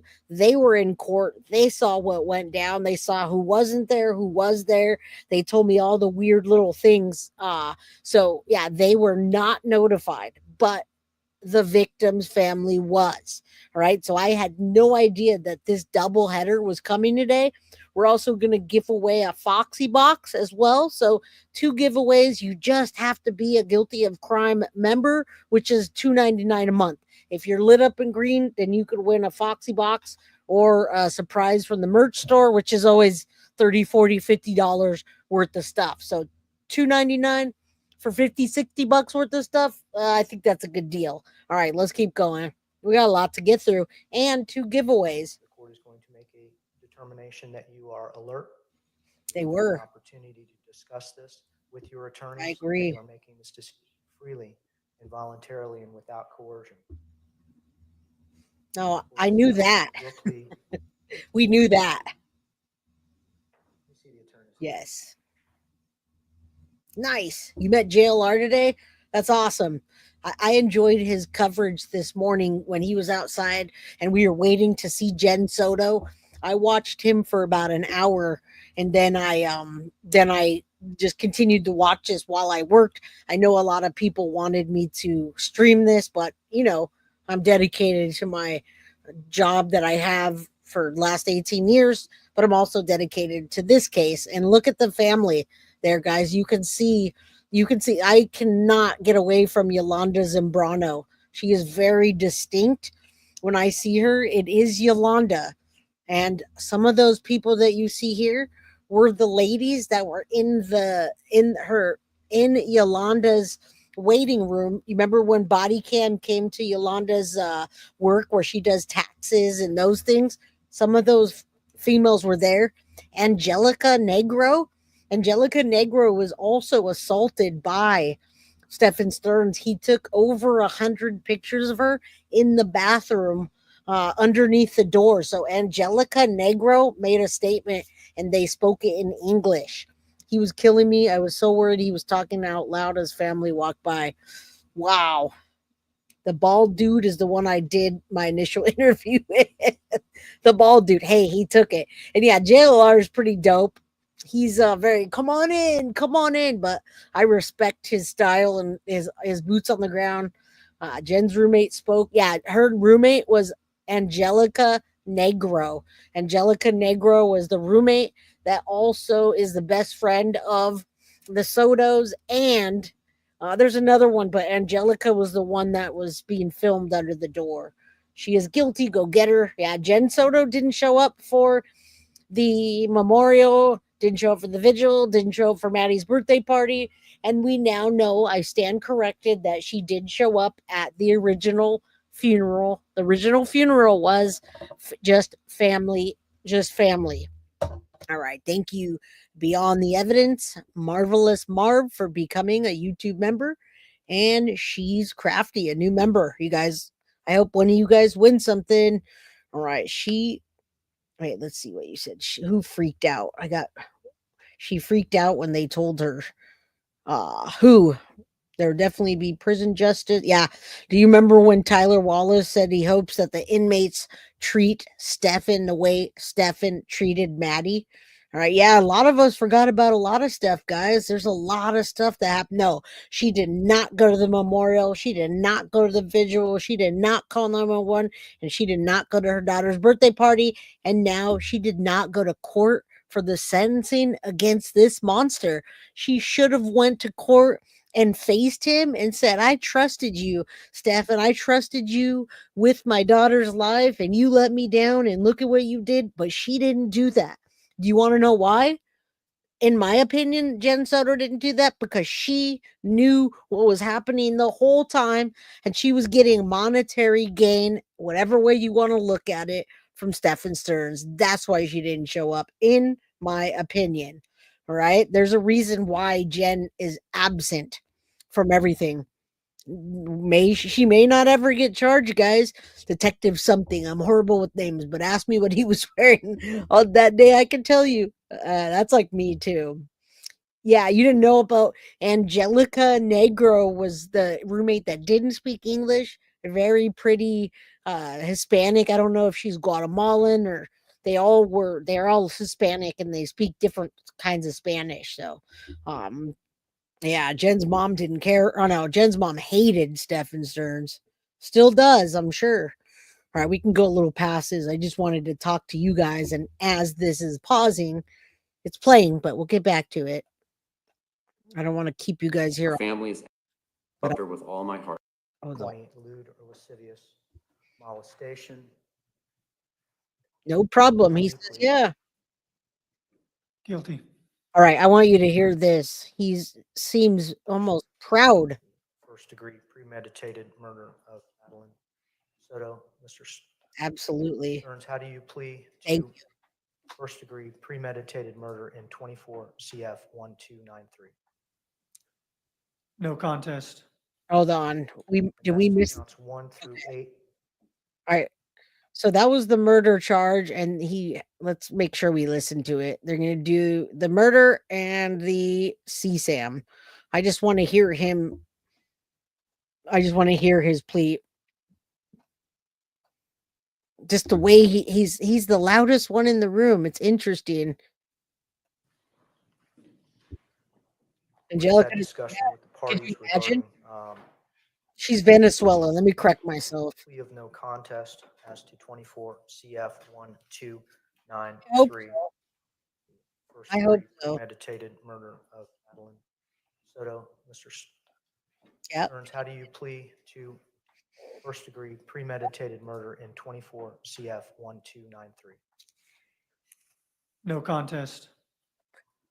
And as to counts 1 through 8, He's capital admitting sexual he's not. battery of Madeline Soto You think so? while she was under the age of 12. He said, Counts 9 through 13, sexual battery of This Madeline is Soto not funny. between the ages of 12 and 18. Listen to his plea. Counts 14 through 20, lewd or lascivious molestation. How do you plead? Guilty. Guilty. Prior to sentencing, does the state care to offer any victim impact testimony? Stefan's the most hated man, and she's the most hated momster. I hope they do, guys. And yes, I have, Clementine. Deb and Chris are sick. They're not feeling good today, I'll tell you that. Your Honor, the first will be a written statement from Madeline's maternal grandmother. All right, guys, buckle in for this. It's a tearjerker. Yeah, Deb has not said too much, but I know she's feeling sick today. Yolanda Zambrano. This is Today I stand before you with a broken soul. I am Madeline's grandmother, but to her, I was not grandma. Madeline always called me mama. She decided that since she was little. And that's how I felt with her, like a second mother who loved her with all my heart. Madeline was a happy little girl. She loved going shopping with me. That excited her so much that it felt like everything around us turned into color. I remember her face lighting up when we went to the stores, holding hands, laughing together in those moments. We connected. Sorry about that, guys. Thank you so much. Synth just gifted 20 more memberships, guys. So if you're a member, you have a chance to win now. All right, let's listen to those impact statements. in a while. I might try not to. I'm going to try not to wipe my eyes too much, but some of this makes me sick, and some of it I feel happy about. But I'm conflicted. I pled no contest on moving violation. Shake my head. I agree. All right. And I felt like she knew she was loved, protected, and valued. At night, we loved to play. It was in those moments, just before bed, that she laughed the most. Sometimes it's hard for me to close my eyes because I still hear her laughter. It was free, sweet, and sincere laugh, a sound I will never forget as long as I live. But that laughter was silenced by a horrific act. The very man who betrayed her trust, her innocence, her body. And if that wasn't enough damage, he took her life. And with her, he killed a piece of our souls. Yeah. Since then, life has never been the same.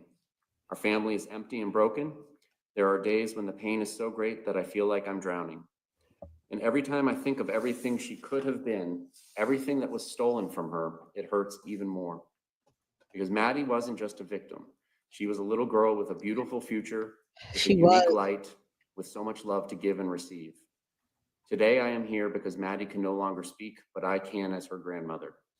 As someone who loved her with all that I am, I come to ask for justice for her memory, for everything she lived through and should never have lived through. Justice so that no one else has to go through. Trigger warning for anybody that hasn't seen this yet. These impact statements are I mean, they couldn't be more than the truth, and I'm glad that we're focusing right now on Maddie. I know everybody is just conflicted, and it's hitting everybody hard. So trigger warning, because when I see Tyler come on, it really just gets me. Such a horror. I will never forget Maddie. Her voice, her laughter, her eyes, her dreams, all of that lives in me, and so it will live forever. My beautiful girl, one day we will be reunited and we will never be separated again. I love you with all my heart. Thank you for listening to me with deep pain and eternal love.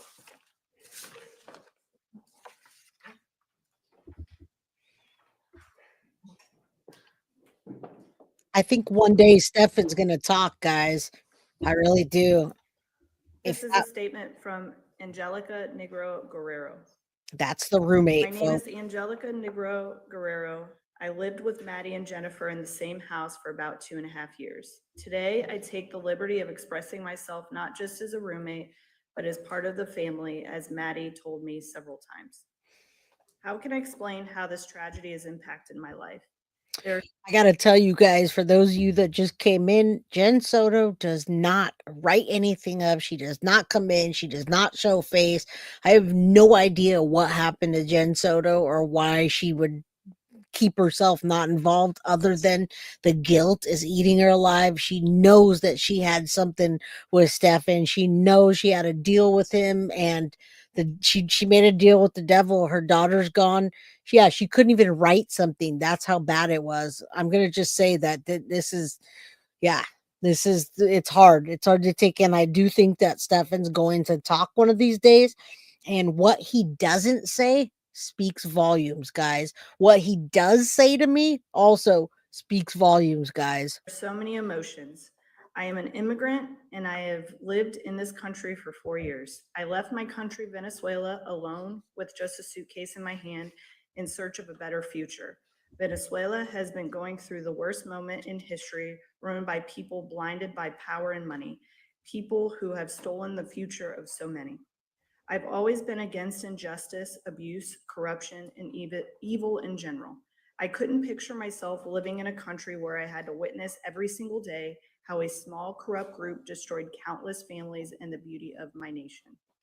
And that's exactly why it has been so devastating for me to experience something so tragic, so close to me after coming here with a hope for a better life. I ended up living under the same roof with a man who took a life of a 13-year-old girl, and with that shattered an entire family. What is the point of having dreams, plans, and opportunities if there's no life? If there is so much evil in the world? How can I explain what I felt and how this has affected me, especially considering that this same man It's okay, guys. I know that everybody's getting heated. We can state our opinions. It's okay. Let's state our opinions. No bashing each other. This is very emotional for all of us. We've been watching this since the day one, and we have a lot of big feelings. So you say Stearns and Soto have given Disney Florida bad publicity. They gave Florida a bad publicity. But yeah, we all have feelings. So let's all have feelings and be nice to each other. It's hard. It's hard the fact that Jen didn't show up, didn't write a statement. We've got this roommate that's an immigrant. She literally says, I'm an immigrant, how much she loves the country, gives a statement, but Jen doesn't say anything. And she was victimized too by Stefan. Took nude photos of my body without my consent, violating my privacy. I felt invaded, outraged, degraded, anguished, and absolutely shattered. I constantly think that my life was in danger too. I could have died. I am also a victim. And the only reason I'm here to write this is because God is great and I know I'm under his protection. This has affected my emotional, physical, and financial stability. I haven't been able to live with strangers ever again. Right now, I rent an apartment by myself. I pay it with all my effort just to feel safe and at peace. If I already had trouble trusting people before, now it's even harder.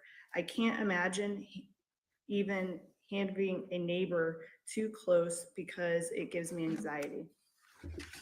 I tried to get psychological help to move forward, but this is something that will forever remain in my memory and continue to affect me deeply. To this day, I wish I could wake up and realize none of this ever happened, that this was just a nightmare. I wish I could still be spending time with Maddie, making her arepas with cheese and butter like she loved, and practicing our languages together.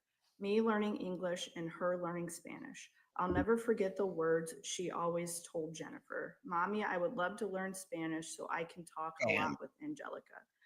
I think about all the time, and I wish it had been me who spoke English fluently back then. Yeah, let me just say this. Tamari says, Hey Jay, I always felt that it was Jen who unalived Maddie. Something happened that night with Stephan Sterns flipped out before heading to their house, and Maddie begged not to go home. She knew she was in danger.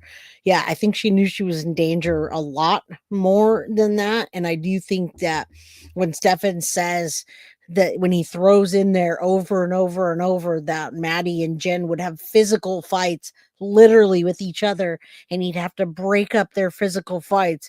He's saying something about it if you listen close. That's what I got to say about that. And I think one day it's going to come out, and that one day is going to be sooner than later. Roberta says, I refrain my opinions of the other cast of characters responsible for Madeline Soto's death out of respect for Jay and guilty of crime family. Thank you. We want to get out our feelings, but we don't want to hurt others in the process. But have your feelings. They're big. I know. Maybe she would have opened up to me about the hell she was going through with that horrible man. I want justice for Madeline and for all the girls and women who have lived through something similar. I want him to pay for all the pain he caused her and the beautiful family I love with all my heart. I send all my love to the sky to Madeline so her soul may find peace. Angelica.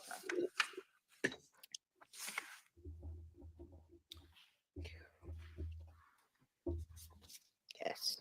I'm so glad that there were so many statements. This is from Zamina Zambrano, a cousin to Maddie Soto.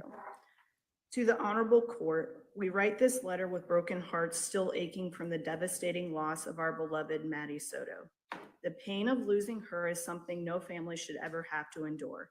But the nature of her death, the cruelty, the abuse, the inhumanity has inflicted a level of trauma and sorrow that words can scarcely convey. Maddie was more than a victim. She was a daughter, a granddaughter, a cousin, a niece, and a cherished soul in our close-knit and loving family. To know her was to love her. What about Yolanda, guys? When Yolanda said that she was a mom for Maddie, that Maddie called her mama something or other. What about Jen? Nobody says anything about Jen. It's like she's erased from the picture. Yolanda took the mom spot and Jen just disappeared. I don't think she's in a mental hospital, guys. Spirit, her kindness, and her light remain with us, even though her life was so brutally taken. She was not only murdered, she was discarded like she was nothing, thrown into the wilderness. That image haunts our minds and wounds our hearts every day. Our grief has been compounded by the public scrutiny and the cruelty of strangers who speculate and judge without knowing the depth of our loss or the strength of our bond. He's We are coming a up. large family rooted in love, faith, and mutual support, and this tragedy has shaken us to our core, mentally, emotionally, and physically. Many of us suffer sleepless nights, constant anxiety, and depression. The trauma has left scars that will last a lifetime. We turn to God for comfort, and we trust that divine justice will ultimately be done. But we also place our faith in this court to uphold what is just and right. Maddie deserves that. Our family deserves that. We beg you to consider the profound impact this crime has had, not just on one individual, but on an entire family and community. Please ensure that the individual who committed this horrifying act is held fully accountable. Justice for Maddie cannot bring her back, but it can ensure that her life and her death are not dismissed or dishonored. Let there be no leniency for this cruelty. Let there be no question about the value of her life. Let justice be done. Sincerely, Jimena, please, on behalf of the Zambrano. Man, all right. Tyler's coming up, guys. Everything's still coming up. We got a little bit of time. We're watching this, documenting it together. We're at 46 minutes, and we have another 30 minutes. Ma'am, can you tell the court your name? My name is Letizia Nunez. I was Madeline's aunt. Madeline's aunt. Letizia. Last name Nunez. Nunez. Hey, Rebecca Michelo. Good to see you, my friend. Yeah, Jen. I hope Jen's working on a defense. When I was 7 years old, a beautiful newborn baby was brought into our lives. And I remember being so excited because I was going to be an aunt. You gave me a sense of responsibility from such a young age because I wanted nothing more at that time than to help take care of you, play with you, and overall just make you a happy baby. You're truly missed every single day. No. I miss your laugh. I miss your smile. I miss your big, beautiful blue eyes. I miss doing the little things like picking you up from school, helping you with your homework, even though we both hated doing that. I just miss you and your presence. But that unfortunately was taken from us. I have so much hatred in my heart, specifically for the creature that's sitting in this room today. No. And no matter what happens or what justice could be brought, it kills me that it doesn't bring me back. I would give up my life if it meant having you here with us. Okay, so that is Jen's sister. So she has multiple sisters. Stephanie called in, and I think Jen may have been in the background. Nancy Jean says it's Jen's sister, Maddie's aunt. All right. And since as Jay stopped, the family member said whoever's responsible, like they were silently pointing at Jen. I don't doubt it. I mean, she's not there. Yeah, we can make those assumptions. I didn't realize that was her other sister. I haven't heard anything from her about her. None of that. All right, let's keep going. Thank you. Even though I was your aunt, you always felt much more like a little sister to me. I guess this is doing your hair for the father-daughter dances that my dad would take you to, letting you pick out clothes from my closet, doing your makeup and making sure it was very light because your natural beauty was worth more than any makeup product money could buy. No, I just miss you every single day, and it's left a hole in my heart from the day you've been gone.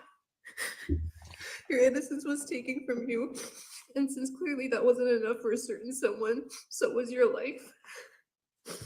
You were the bravest little girl I've ever met, full of love, light, laughter, and as any positive thing I could think of, you were all of those things. I'm so blessed to have spent 13 years with someone so wonderful, and you're going to live on through all of us. Not because of what happened to you, because that didn't define who you were.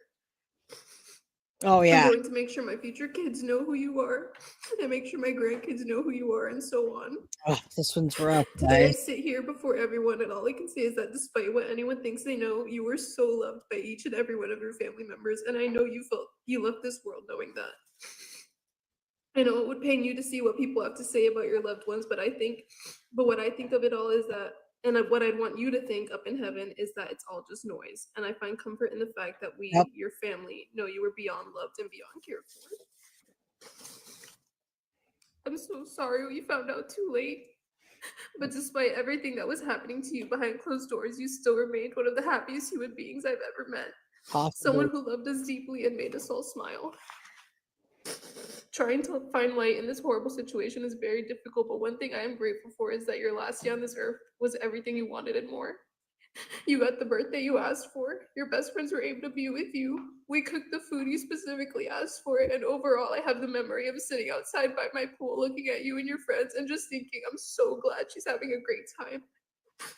And look at how grown up she is. You know what? Maybe they didn't have Jen Soto because Jen Soto would have just victim blamed anyway, right? Maybe she would have just said, well, if she wouldn't have had ADHD, she wouldn't have forgot her phone that day, and then that wouldn't have happened. Well, she didn't show up at school, or she was too much to handle, so I had to let Stefan. I mean, I don't think that she would have anything nice to say anyway, so I'm not surprised that Jen didn't show up, but I'm not surprised she didn't have anything to say. Nessa from the UK says, Jay, a question. Can we have the picture of Maddie twirling in her dress by the lake at her birthday party, not to hear Stefan's last? I have pictures. I will put that up at the end. I'll put it up again. I don't know if I have that one that I can find, but yeah, I have a nice picture slide to run through. I will do that. She is. How she's blossoming into such an amazing young woman. I could go on forever, but I just want to leave this here by saying I love you so much, and I miss you endlessly. Everything I do from now on, any accomplishments, any decisions I make, anything that happens in my life, I'm going to do it for you and in your honor.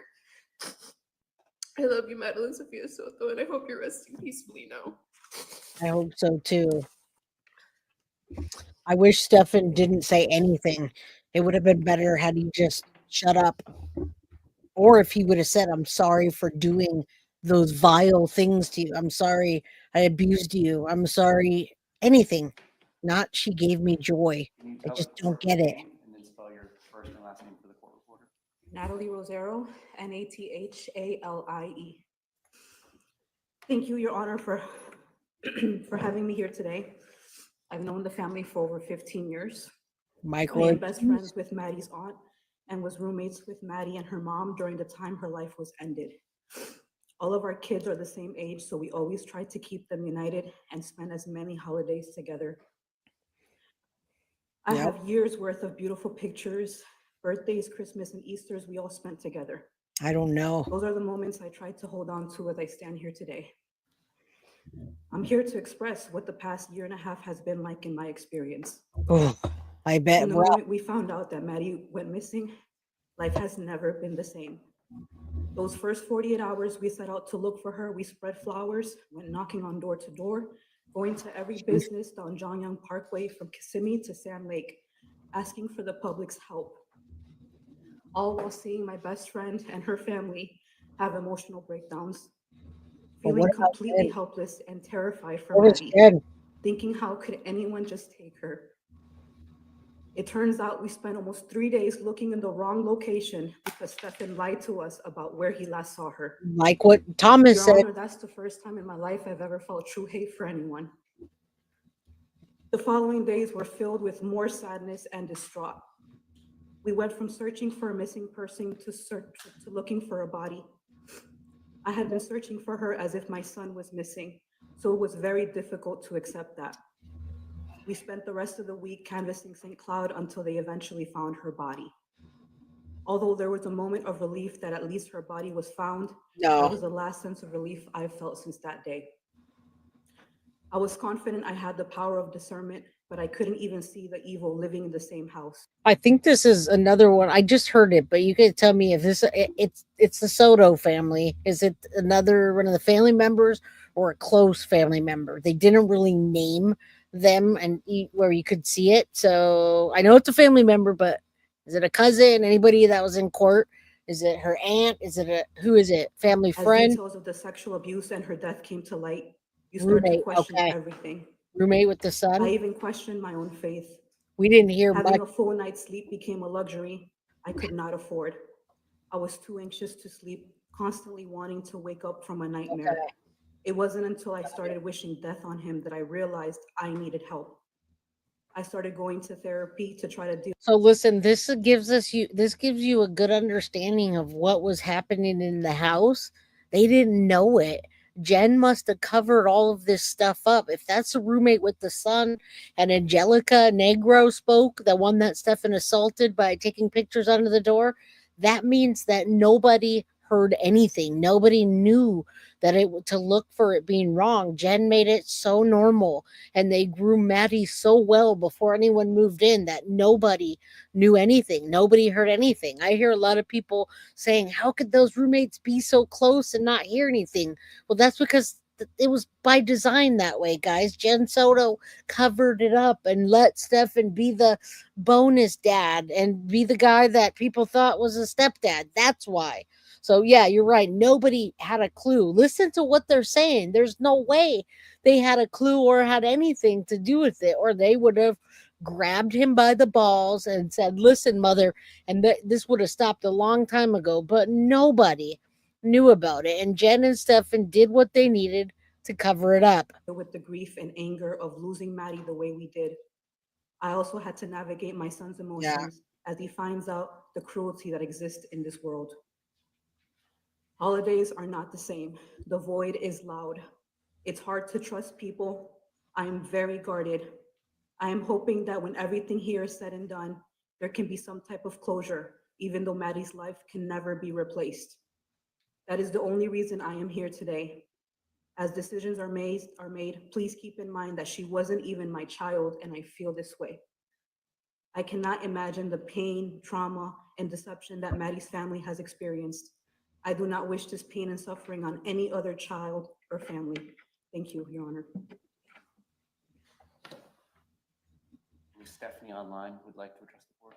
Yeah. Yep, sure did. And she said, it's okay. They're playing video games.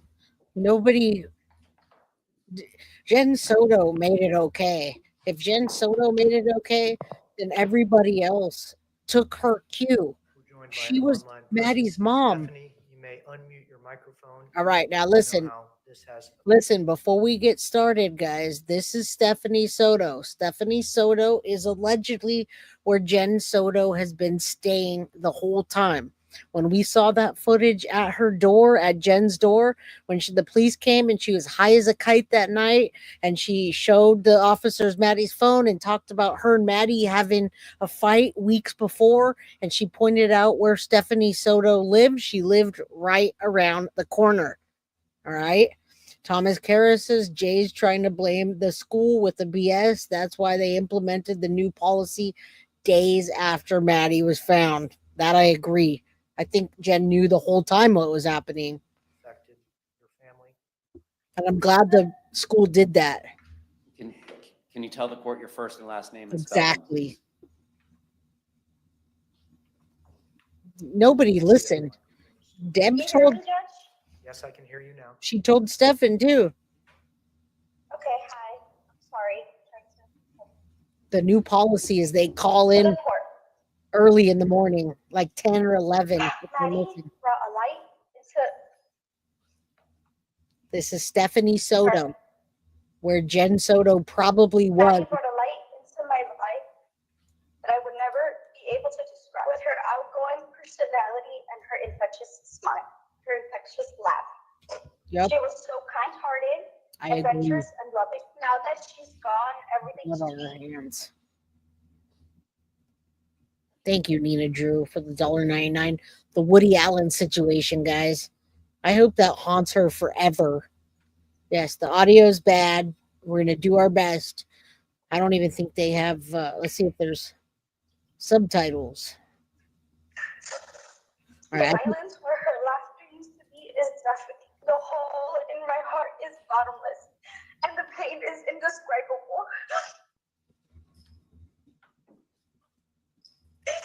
All right, this is Stephanie Soto, where Jen's been living. It's speculated that Jen was in the background listening to this. That's why on speaker. Same thing when they called 911. Jen Soto was in the background in the 911 call.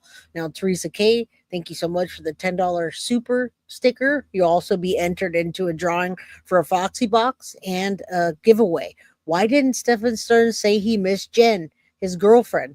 Because I think in his mind, he was with Maddie. He had groomed her for years, and that was his possession, was Maddie. All right? That's what I believe. Tommy says sometimes my dad would get a call in the morning, in the afternoon, and if I missed. Yes, they changed it to early morning calls. They don't call after school is over at 4 o'clock. They call between 10 and 11 in the morning, right? Depending on Florida. Here in California, they call first thing in the morning. If they're not in first period, after 10, they'll call in. My family's life has been shattered. What we've endured and what we will continue to endure for the rest of our lives is a kind of pain that I do not wish on anyone. No family should have to lose a loved one in this horrible manner, especially at such young. Her life was taken. Her future. I should say, never see her fall in love, get married, or build a future that she deserves. With her. The smile in her. The smile in her eyes. She's having trouble.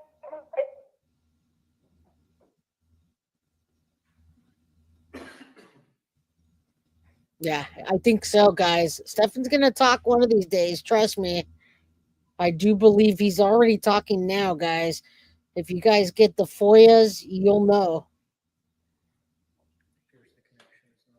Damn, man.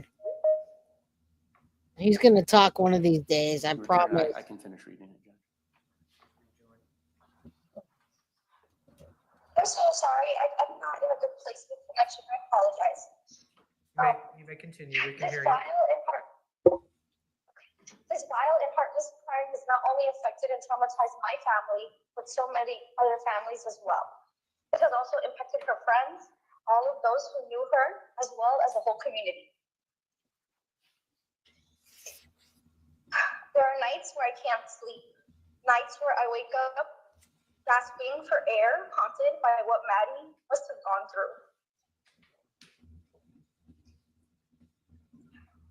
I am consumed by grief. I carry such an anger that it eats away at me on a daily basis.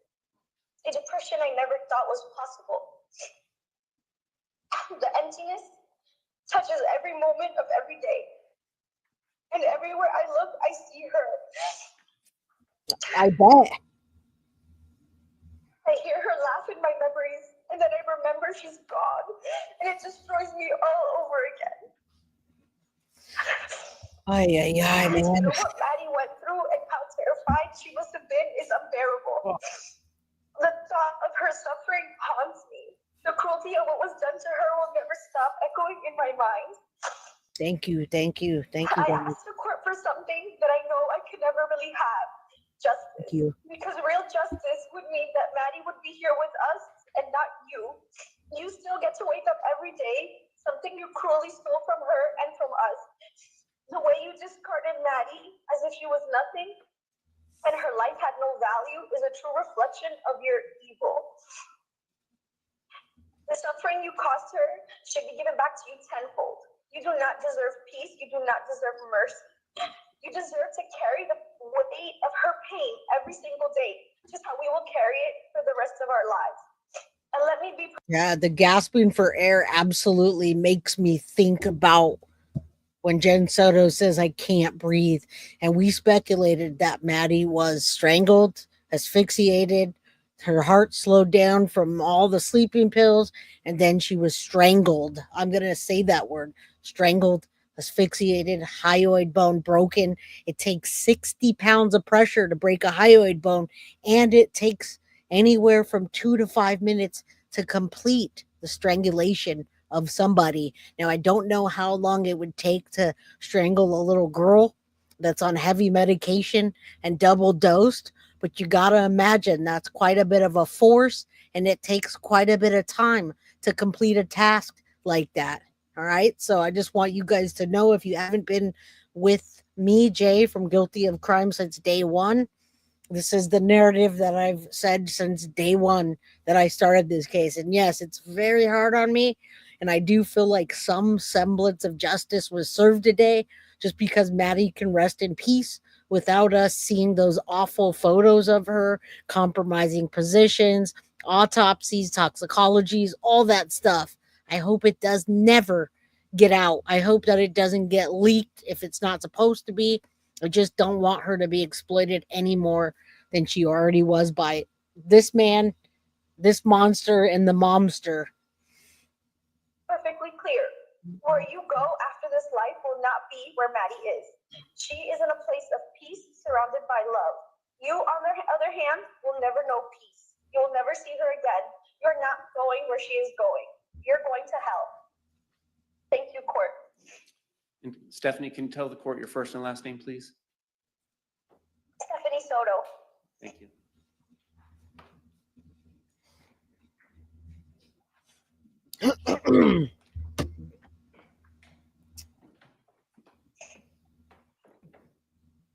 Stephanie Soto, did you get it? I'm sorry.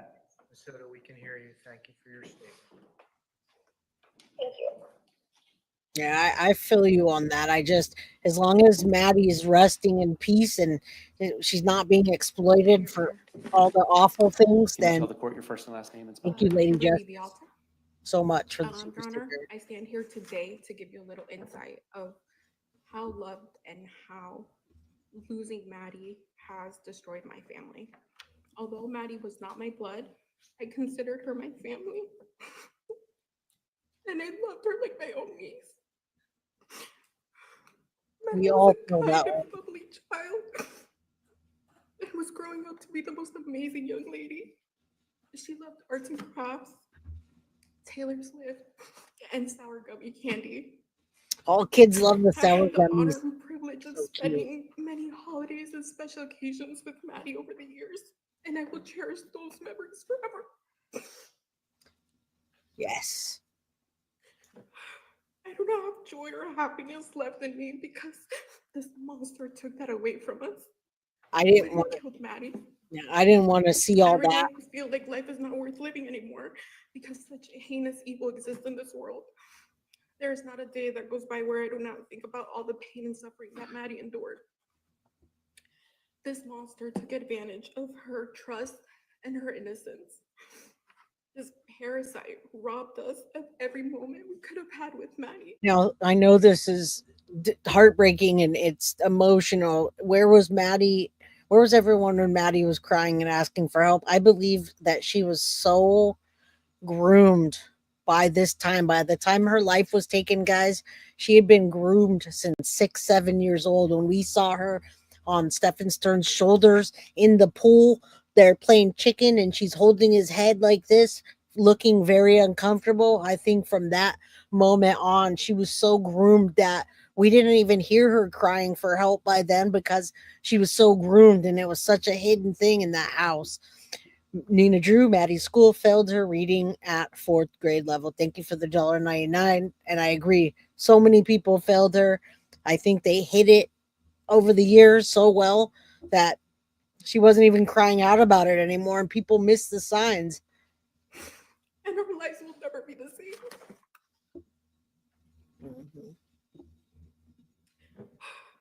A life sentence is not punishment enough for what he did to Maddie. However, it gives me comfort to know that he will spend the rest of his miserable life in prison. I hope he lives a long and healthy life so he suffers every single day. Therefore, I ask the court to not take any mercy on this poor excuse of a human when imposing his sentence because he does not deserve it. Thank you, Your Honor.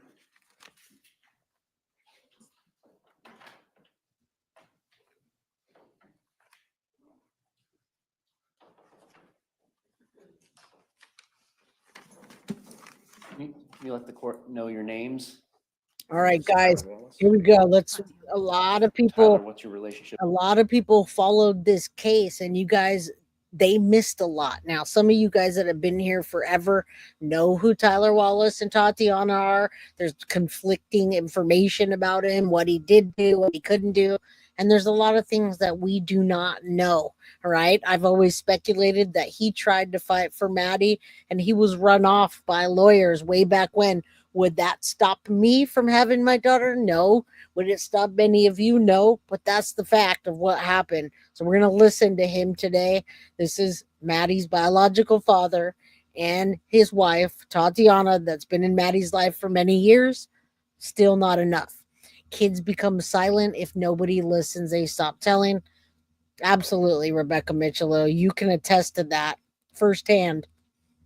Madeline Soto. Madeline Soto was my daughter. Go ahead. Madeline Soto was my daughter. It was. She was happiness. She was a joy to be around. She was quirky and intelligent. She was curious. A little forgetful like me too. That happens sometimes, but I just loved her so much. And I was not able to be in her life as much as I would like to, due to the circumstances and choices I'd made, due to the way finances worked. I was strained in my relationship with my daughter, and that was finally getting better. The last time I saw her. And a good lesson that comes out of this, folks, if you have a child that you can't see and you're financially strained or whatever, realize that the financial part of the burden is just a small one in the bigger picture of things, because I bet you anything, if Tyler could go back and he knew that that was going to happen, he wouldn't care about those stupid little financial woes that he had, and he would go get himself a credit card and get that plane ticket or whatever, but he can't go back and do that, and he's hurting now. So any one of you that has kids like that, maybe they've been taken away or they're living with another parent, fuck all that shit. Fuck all the financial shit. I hate to say it that way, but yeah, you cannot buy time, and you can't put a price on that stupid 29% fee that the credit card's going to give you. You just got to do it, and you got to be present at any cost. And again, I'm sure Tyler would take it back if he could, but he can't. And so he's here, and we can just learn a lesson from all of this. That's all we can do. All right, let's keep going. It was in October of 2023, and she had come to visit for a few days. And when I took her back to the airport, I said, you're turning 13 soon. When you turn 13, you have a choice of which guardian you're interested in staying with. Would you like to stay with me and talk to you? And she said yes, that she would. And so I was this close to having my little girl. Sir. Agreed. It's close to having his little girl.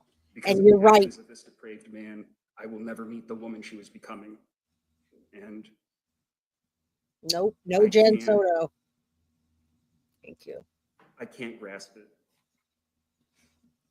I can't grasp the selfishness of you. Yeah, I'm assuming that he qualified for credit, but what I mean is anything that you can do, I'm sure he would take that back now. I don't know if he could get credit because you saw his record, etc.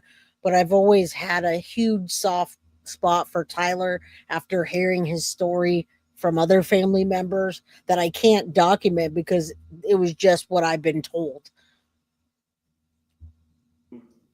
The deplorability of your actions, you're depraved, you're weak, you're a coward. See you later. We're at the end. You crept into a family and took advantage and exploited them when they were weak.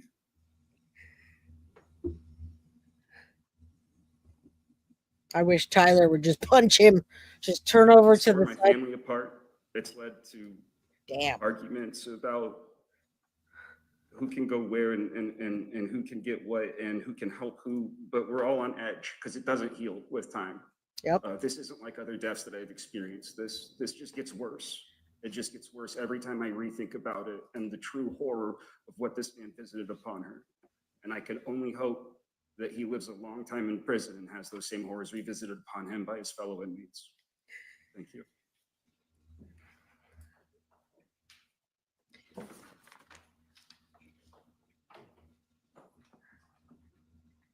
Has no further witnesses.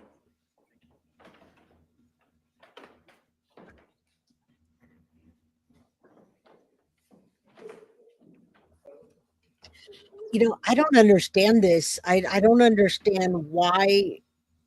It's heartbreaking to watch him. I don't understand why this went down the way it did without Stefan saying anything about Jen? Why did he plead no contest and not say anything?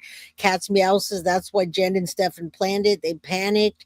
Besides, Maddie was going to tell on both of them, and that's a good possibility. But I got to tell you guys, I have a feeling that Stefan, sooner than later, is going to tell us what happened, and we're gonna have to take things with a grain of salt, because I'm already seeing that he has remorse the way that he pled and didn't mention Jen. So I really wish that I wish it would have came out before. I don't know if he's just having buyer's remorse, so to speak, and I don't want to give Stephan Sterns the last word right now, and that's why I stopped right now before I did, because Stephan Sterns is, I'm seeing his messages right now coming straight from after court and talking to his mom. And again, I don't want to give him the last word in it, but he's saying that whatever he did, him and the team did, it was awful, and he hates the deal. He should have fought. If only he had gotten to tell how things really happened, whether anyone believed him or not, whether he could prove it. He says, I'll never be glad I took this damn deal. The damn judge nearly tried after the deal and insist that I plead guilty to murder. If he had done that, I would have told him where to stick the deal. I never claimed guilt for that, ever. I have to hear everyone talk about it when they had no clue what actually happened. I'm tired. Well, why didn't you tell? Why? I will never claim guilt for that, ever. I have to hear everyone talk about it. I'm mentally and emotionally exhausted. I'm feeling sick over this. I just have to lay down and accept it. What a farce this damn process has been. I thought I was going to receive a fair trial. The judge made damn sure of it. I hope this at least brings some peace to his parents so people could move on and stop harassing and stalking them, making sure that the YouTubers keep trying to find them and use a platform to encourage harassment and hate. He gave the state everything they wanted and gave up an ability to try to change or fight it. That's it. Sweet effing deal. But hey, at least now I can get to live a long, miserable life with my family. All dies one by one. This is it. If I don't die an early and violent, painful and messy death, that would make a state execution seem much better. At least I'm not bitter about it, right? Question mark. I'm glad you were in there in spirit. I'm sorry you had to hear all those statements. Maybe now I can get some better food than the dog shit in Osceola. Speaking of which, is there any commissary coming, or will that be Thursday? And did you happen to order any hot plates? I could really use some comfort food. Anyway, right back soon. I only told you one thing. And this is Stephan Sterns, guys. This is from Stephan Sterns. This is right after this trial ended. Literally, it was at 7:44 p.m. on July 21st. And it says right here, Stephan Sterns, number 1419688, July 21st, 7:44 p.m. on a Monday. I only read one half of this message, and that was only because I don't want to make this about him, and I don't want to give the last word, so I'm going to keep going. But like I said, I got to tell you guys, I want to hear at some point what happened. What did Jen do? What was she culpable of? What was the pact? And it doesn't matter if Stephan Sterns is lying. I see lies. I see you guys can decipher what you think, and we'll keep going. All right. I've been talking to Stephan Sterns and Deb and Chris the whole time. All right. So that's how I got that. I've been having all the messages. I just haven't been reading them. And I thought it would be important for you guys to hear that maybe, just maybe, at some point, Jen will be implicated. Maybe she'll be charged. I don't know.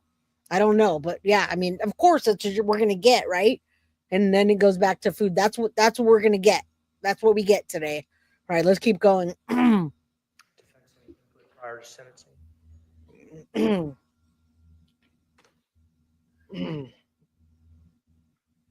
I mean, the parents definitely are pushing for him to tell on Jen, but that's not what happened here. Damn, man. It's crazy, guys. I hope sooner or later we get the details filled in properly, or we can fill them in ourselves. with what happened. Yeah. Okay, my name is Leslie Vajalta. How are you related to? I'm a close friend of Maddie's family. Maddie's family. I agree. Especially Most after people we only know realized. Maddie as the victim of a heinous crime. But I'd like to talk about Maddie today, and I'd like to share some things that I really loved about her. I I love agree. how fearless Maddie was. She was an amazing swimmer. She was a fast learner. The moment she set her mind to something, she did it. Again, we're gonna have the last words here from. That's how she was about everything. She the dove so- into everything head first, and she was so resilient. Mm. She had the most beautiful smile. It lit up our entire life. Every Christmas, every Thanksgiving, I was so excited to see her, to talk to her about her life. She's so curious. She's so smart. She could sing. She loved to perform for us. Maddie enjoyed watching Brooklyn Nine-Nine and Bob's Burgers. She even dressed up as Louise one year for Halloween. And I loved her witty, outspoken personality. She's so funny. And that's how I want everyone to leave here thinking about her, remembering her. She lost a lot of privacy towards the end of her life. And I want her to be remembered by. And this is why we're listening to the last of the impact statements, but I know that you guys want to know what's next. And I'm trying to give you an idea of what might be next, what might happen. Donna Clark says, Jay, hopefully Stephan Sterns will do a jail interview with you. I don't see why not, as long as I keep my bargain about what I can say and what I cannot say. All I want is all sides, and I do want Jen Soto to be held accountable. All right, let's keep going. I hope when he realizes that he took this all by himself and Jen, whatever she's culpable for, that she gets the finger pointed at her. I don't know. It's just a rough day today. Her amazing qualities, not the abuse she endured and the exploitation she endured by her abuser. There's not 1 second of my life that I don't think about Maddie. I'll forever celebrate her in my heart and out loud. Maddie was too good for the world, and she did not deserve any of this. Ever since she's been gone, our family, our joy, everything is destroyed. No one smiles anymore. No one laughs. Most days I can't even leave my house. I feel like I can't breathe. And I'm not even her blood relative. Yeah. I was just so lucky to be a part of life.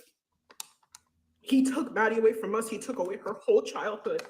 He took away all her potential Thank you. Beyond that the we saw in evidence. her, and he took everything from us. And now it's time for him to reap what he sows.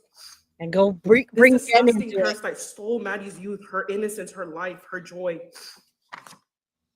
He has stolen our sense of safety. I can't sleep. Every time I close my eyes, I see his disgusting face. I can imagine what he did to her. I know every detail. I've read everything. I agree. I will never bring children into this world because of people like him, depraved, disgusting maggots just like him. He's not the only one. And you know what? I'm glad that this case hit before I ever thought about having another child, because after this case, I would not want to bring another child into this world at all. When I first picked up this case and I had to read it to you guys and I had to get into the nasty, awful details, I had the worst nightmares. It's so hard for me to compartmentalize this case that I'm handling and my real life and what's happening with what. It was really, really hard to do that. So I agree with her.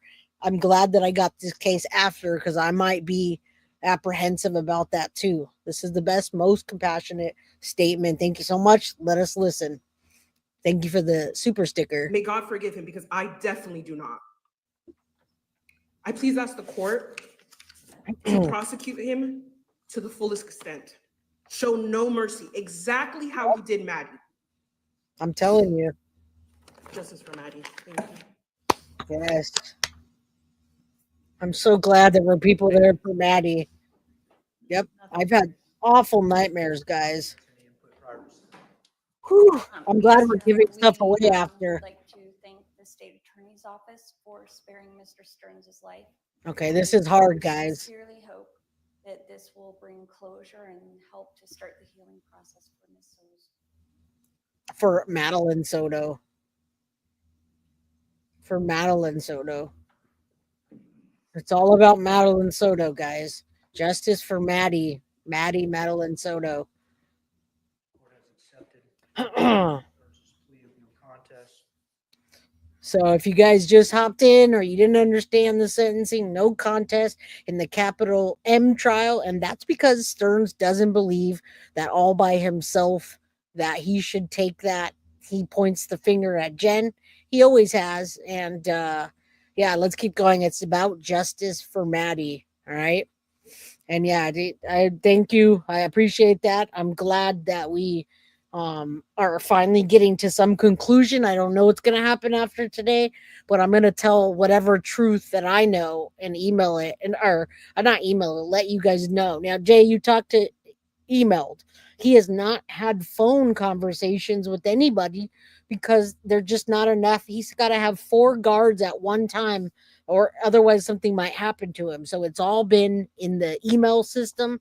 And I get messages from Stefan, and I get messages from Deb and Chris and Stefan. So this case has been, close to my heart, and I'm able to tell you guys some things and other things not. It's only exclusive on here, right? Because nobody else is talking about that stuff. Some people are mad that I'm talking to the Sterns. It's all part of the case. First degree premeditated murder of Madeline Soto, and his plea of guilty to 8 counts of sexual battery on Madeline Soto under the age of 12, sexual battery upon Madeline Soto, 12 and 18 in a familial custodial role, and brutal lascivious molestation, counts 14 through 20. State, you have an announcement as to the notice of intent to seek the penalty. Of course. Your Honor, we will waive the notice of intent to seek death. We will file an electronic null pros for counts 21 through 60. And we are also asking that you inquire about waiving a PSI. Happy birthday. Abundance of caution. Based on the announcement from the state of Florida, the maximum potential sentence in these cases is life in prison. Life in prison without the possibility of parole. Seek the penalty of death has been waived. Ms. Smith, as to Thank you, Mo. 24 CF 6 3 a waiver of an entitlement to a pre-sentence investigation. Thank you. As to Oh, yeah. You know it. case 2024 CF 1293, is there a waiver of entitlement to a pre-sentence investigation? Yes, he is. My goodness. Oh, please, Mary. Hey, all. What a day. What a year. I am glad to have a little break in this and a little semblance of justice. Oh, my God. You guys know. We're here all day, all the time, all year long. I'm glad this didn't drag out for years and years and years, and let's see what happens next. Not entitled to it. Trigger warning, guys. Thank you, Be Back. Yeah, I will post the documents on Ghost. Absolutely. Had an opportunity to hear the anguish and the fury. We're going to be giving away some prizes right after this. Everyone in the gallery. Yes. To hear the anguish and the fury of No death penalty. He took a plea. and permanently diminished folks joining us around the No death penalty. Thank you, D. Thank you. the anguish and fury of a meaningful future that was stolen. Beautiful promise. Madeline Soto's life extinguished.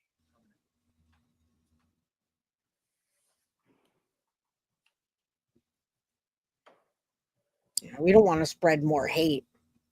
Stephan Sterns, you have had the opportunity to hear that anguish and fury from your actions. You're welcome. As to first degree premeditated murder of Madeline Soto, you are adjudicated guilty and sentenced to life in prison without the There it possibility is. of parole. Bam. Book. Slam that.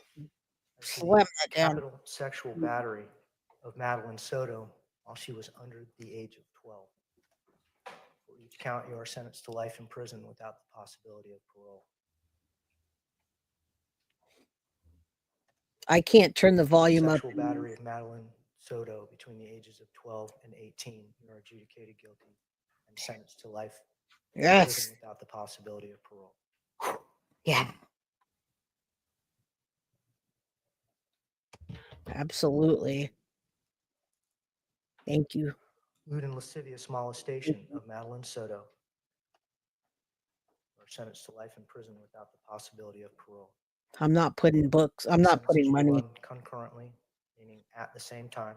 Yep. The state of Florida has withdrawn their notice of intent to seek the penalty of death. These are the maximum sentences permitted to the court. Just slam that book right now. Let's go. Feel it. Feel it, baby. The case will have court costs that will be reduced to a civil judgment. No, you're fine. I know people are angry today. 2024 CF 632 court costs are $11,100. There it is. Court cost 11,000. Commissary.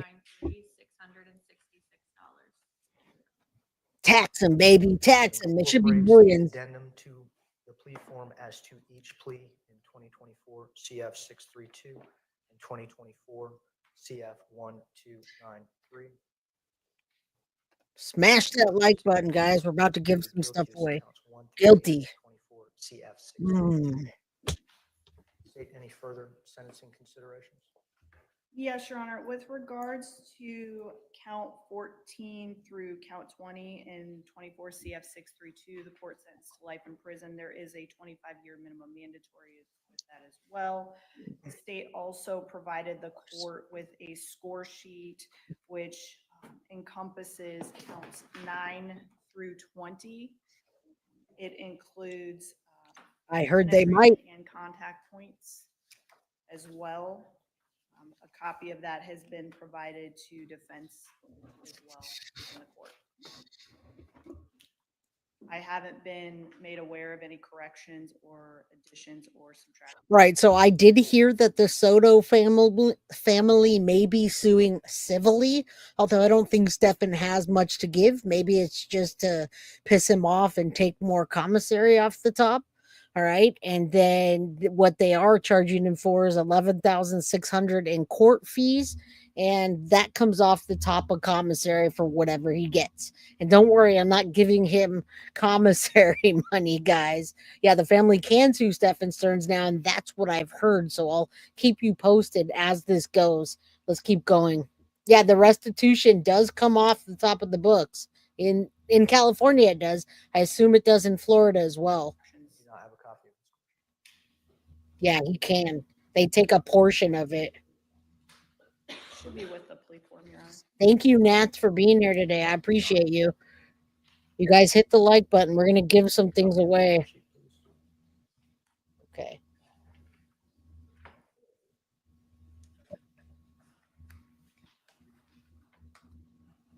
I don't know what he's going to be doing, but he's got to watch his back forever, guys. Ms. Smith, Ms. Borden, the total sentence points pursuant to the Criminal Punishment Code score sheet are No, he's 278 with a lowest permissible prison sentence in months of 937.5 months. That doesn't include what Rolex. Now they can't sue the parents. He's a grown ass man. Roblox, bitch. Love you, Jay. Thank you. times 5 and sex contact points of 40 times 7.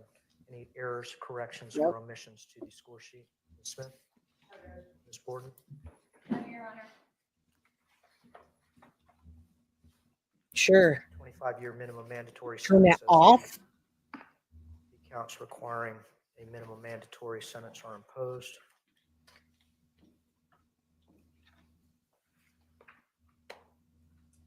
Look at him right there. It hit him right there, guys. It hit him right there. The judgment and sentences of the court. If you wish to do so, you must do so in writing within the next 30 days. You cannot afford an attorney. One will be appointed for you. So you hear that? They just said he has 30 days to appeal. So he does have an appeal. That's not going to help anything, though. All right, let's keep going. Let's get through this. I'll show you some beautiful pictures of little Maddie. Appeal will be limited to the jurisdiction of the court to impose the sentence. Legality of the sentence itself is a condition of your agreement with the state of Florida. You are agreeing not to appeal The volume's up. pretrial rulings of the court.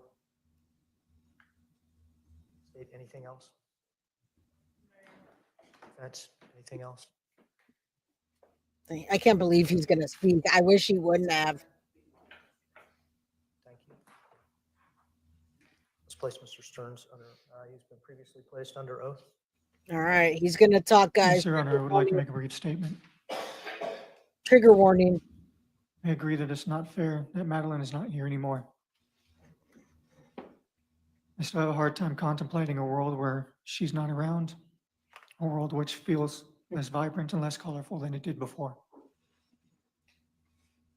I've prayed to God countless times to trade places with her, to take me instead. Mm-hmm. And unfortunately, that's just not how he works. I have nothing but sorrow for her loss. I And wish miss her all the time. Damn, man. Her passing has torn me and my family apart as well. And she truly was a joy. Mm-hmm. Exactly. I pray to God that she is in heaven and that he's taking good care of her. And I hope she gets to join the choir because she had a beautiful voice. I will miss her all the time. I will never not honor her memory. I wish he would have said honor the memory that he messed up. But yeah, I think that shaky voice just hit him that he's done. Book closed. He's going away. No one wants to hear anything unless we get to hear about Jen Soto and what the heck happened. Yeah, he did steal her voice. And I apologize for all the pain.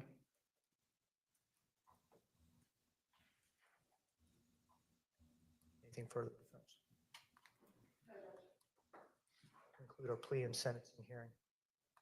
We'll be in recess.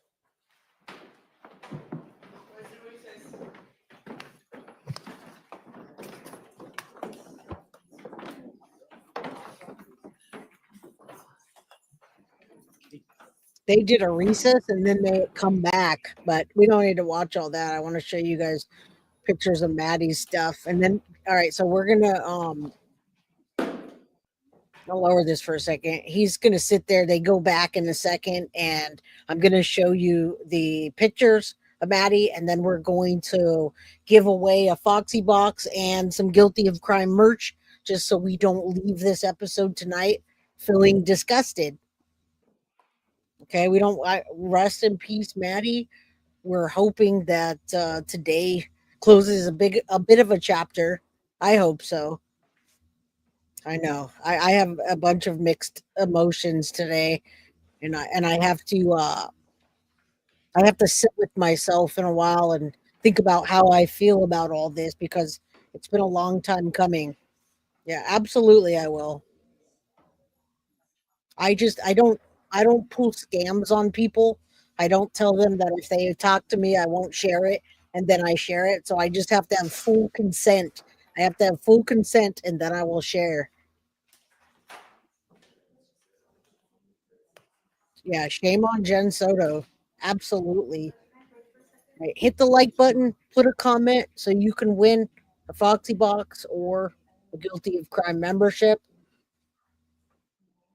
I do think that, look at that suit. I think that they made him do the orange jumpsuit to let him really feel the gravity and for people, for him not to be able to dress up like a human. His parents did buy him a suit and they shipped his suit over and they did not let him wear his suit.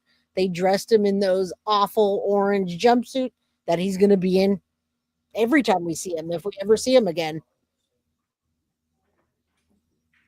Exactly. Exactly. Under the mystic moon. He's not getting the last word. Trust me. I understand what you mean, though. It did make me sick. Sorry for the delay. Yeah, the parents bought him they bought him an orange, not orange. They bought him a gray suit. All right, so shackled like a mofo. Walk of shame, man. Walk of shame. Justice for Maddie. Justice for Madeline Soto. All right, guys. That was it. They did buy him a suit for court and they didn't give it to him. They did not give it to him. No contest is basically pleading guilty without pleading guilty. All right. So I have a lot of paperwork that I'm going to share. I think the orange jumpsuit was perfect. They did that on purpose. They didn't know DKNY. Yes, Victoria, they bought him a DKNY gray suit with undershirt on it. They bought him to look good in court and they made him wear that jumpsuit, which I'm glad that they did. All right, guys, I know that this was tough today. Where will he serve his sentence? I think he has 20 days, and they're going to move him over to one of the two places. I'm not quite sure. If anybody in chat knows where they're moving him to, let me know. I'm going to pull this down, and I'm going to show you these pictures of Maddie one more time because I want to leave on that note, and then we're going to give away hold on, I don't want to add that back. Let me remove that and let me stop the screen, share it. Let me share those pictures that we have of Maddie one more time. All right, we'll go backwards. Let's see if make sure you guys can see it. I don't want him to be the last person you see on the screen. There's 30 days to appeal. And all right, let me show you these pictures and then we're gonna give away a Foxy box. You have to be a guilty of crime member and be in green, or you will win. You have two prizes to give away. So let's do that right after this. I just want you to see little baby Madeline Soto with her real father, Tyler Wallace, and stepmother, Tatiana. That is Maddie Soto, forever 13. She probably was 12 right there, approaching 13. We don't have many pictures of her as 13 as her life was taken right after. She didn't have many days. Rest in peace, little Maddie. Beautiful little angel. That's how I hope people remember her. I think she helped in solving her case.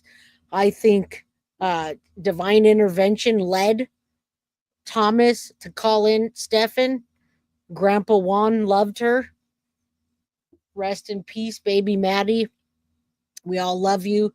We've been here for you since you went missing. Beautiful little angel. Gone too soon, folks. There's Yolanda and Maddie. Like she said, they called her mom. She was like a mom. The mom that Jen wasn't. If you notice, Tyler Wallace wore sunflowers, and that he wore sunflowers the last time I saw him. He had a sunflower shirt. May Maddie rest in peace. That's a beautiful little picture of her, and she looks so much like Tyler. I wish a few more days and she would have made it to be with him. I'm so sad for this family. May Maddie rest in peace, guys. All right, we're going to give, I know I've had mixed emotions all day long. Nancy Jean says, I hope to meet you one day, Maddie. Oh, it's so sweet. All right, guys, I love you guys. Thank you for being here. Hit the like button, share this when we're done. We had an exclusive interview with Thomas Carris today, and I had an exclusive reaction to Stephan Sterns right after this. We all heard what Stephan Sterns said in court and then turned to say in his smart inmate, smartinmate.com directly after the trial. He didn't think it was going to go that way. He got slammed. Boo hoo. Game over, dude. Game over. All right, we're going to remove this and we're going to give away 2 items today. Let's leave here feeling a little bit better about today, guys. We're going to give away a Foxy box. So get your last minute. If you're a crime crew member, make sure you are one. D. Cerna and Linda, thank you. Mo Preciado, Nancy Jean, and everybody that donated today. Remember, it's Leo and Cancer birthday month, and happy birthday to everybody else that is having a birthday. Holly, yes, good to see you. Let's win something. We got 2 people. You got to be a member. You're going to win a Foxy box or a surprise guilty of crime merchandise. All right. Guilty of crime merchandise. And let's go. 10-9-8-7-6-5-4-3-2-1. Let's leave this place. Let's leave this stream a little bit better than we came today. All right. I love you guys. I hope I didn't miss anybody's comments or questions. We've been here for 2 hours and 38 minutes. I have Mary Bell Castro. Mary Bell Castro, if you remember, you just won.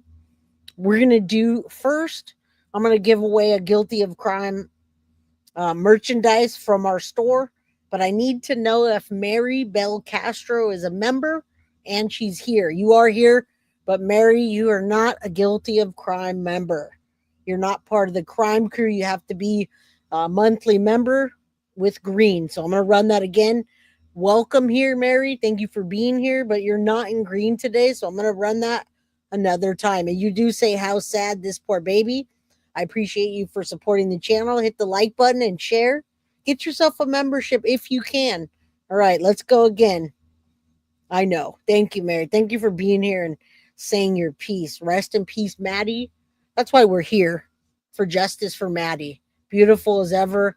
Patty Glissman, I'm not sure if you're in the United States. If you're not in the United States and you're not a member, Synth will still send you out a Guilty of Crime prize.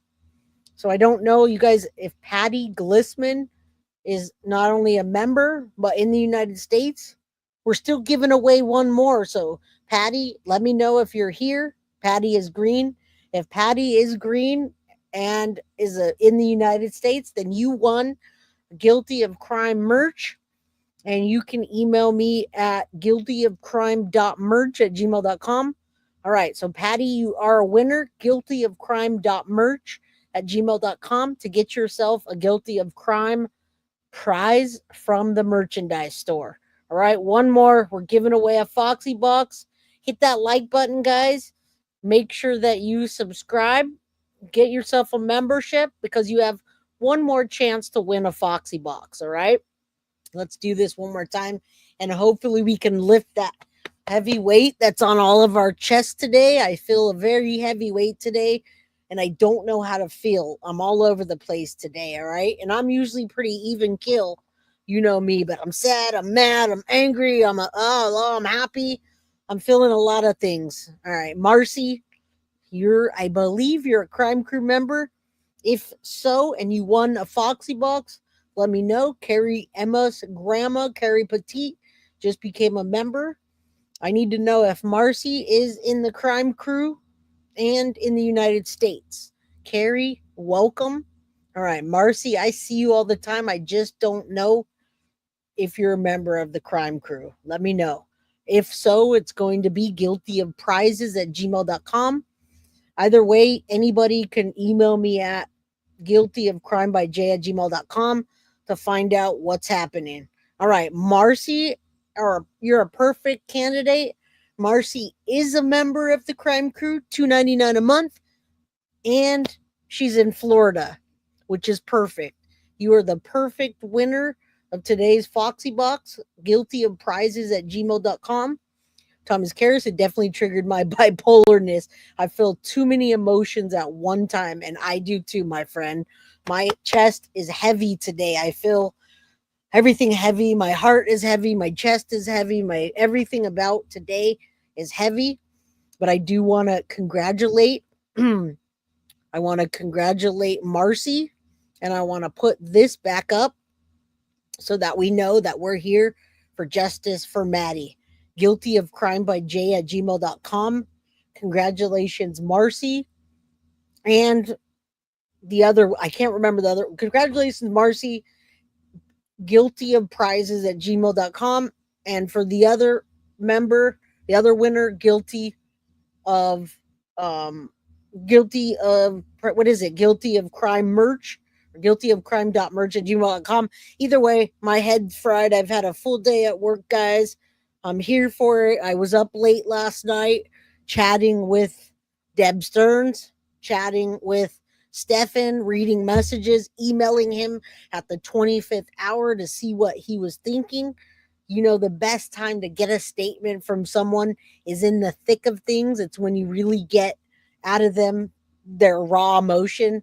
So I want to thank you guys all for being here. Congratulations to the winners. Holly S., thank you for the $1.99 super sticker. Rebecca Michelo, so much love to you. And I hope that you are really doing everything that you can with Corey Michelo and your new situation that you have for the monthly letter. I will catch up with you in August after summertime. 13 candles for Maddie. Hit that like button on the way out. Marcy, guilty of prizes at gmail.com. The other prize, guilty of crime.merch at gmail.com or guilty of crime by J at gmail.com. We love you. Thank you for supporting the channel. Today, I feel like justice has been served in the way that the universe has allowed. God, whatever form of whatever your spiritual, your connection to spirituality is, I believe that happened today. Thank you guys so much. Jen Soto, may she be arrested, and may there be justice for Maddie. I love you guys.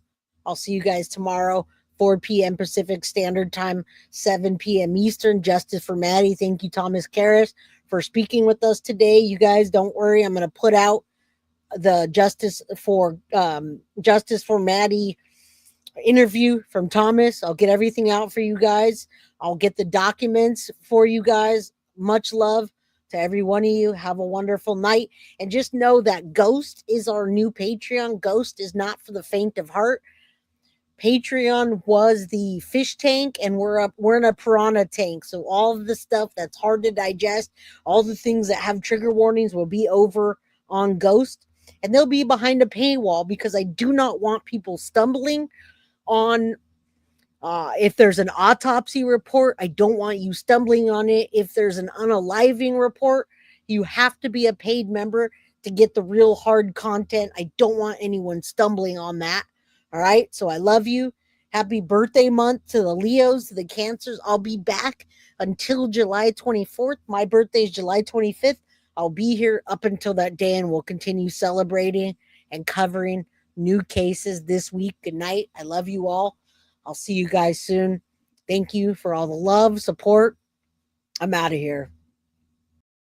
Guilty of crime. I want to thank you for watching. If you enjoyed my content, please share this video, like, and subscribe.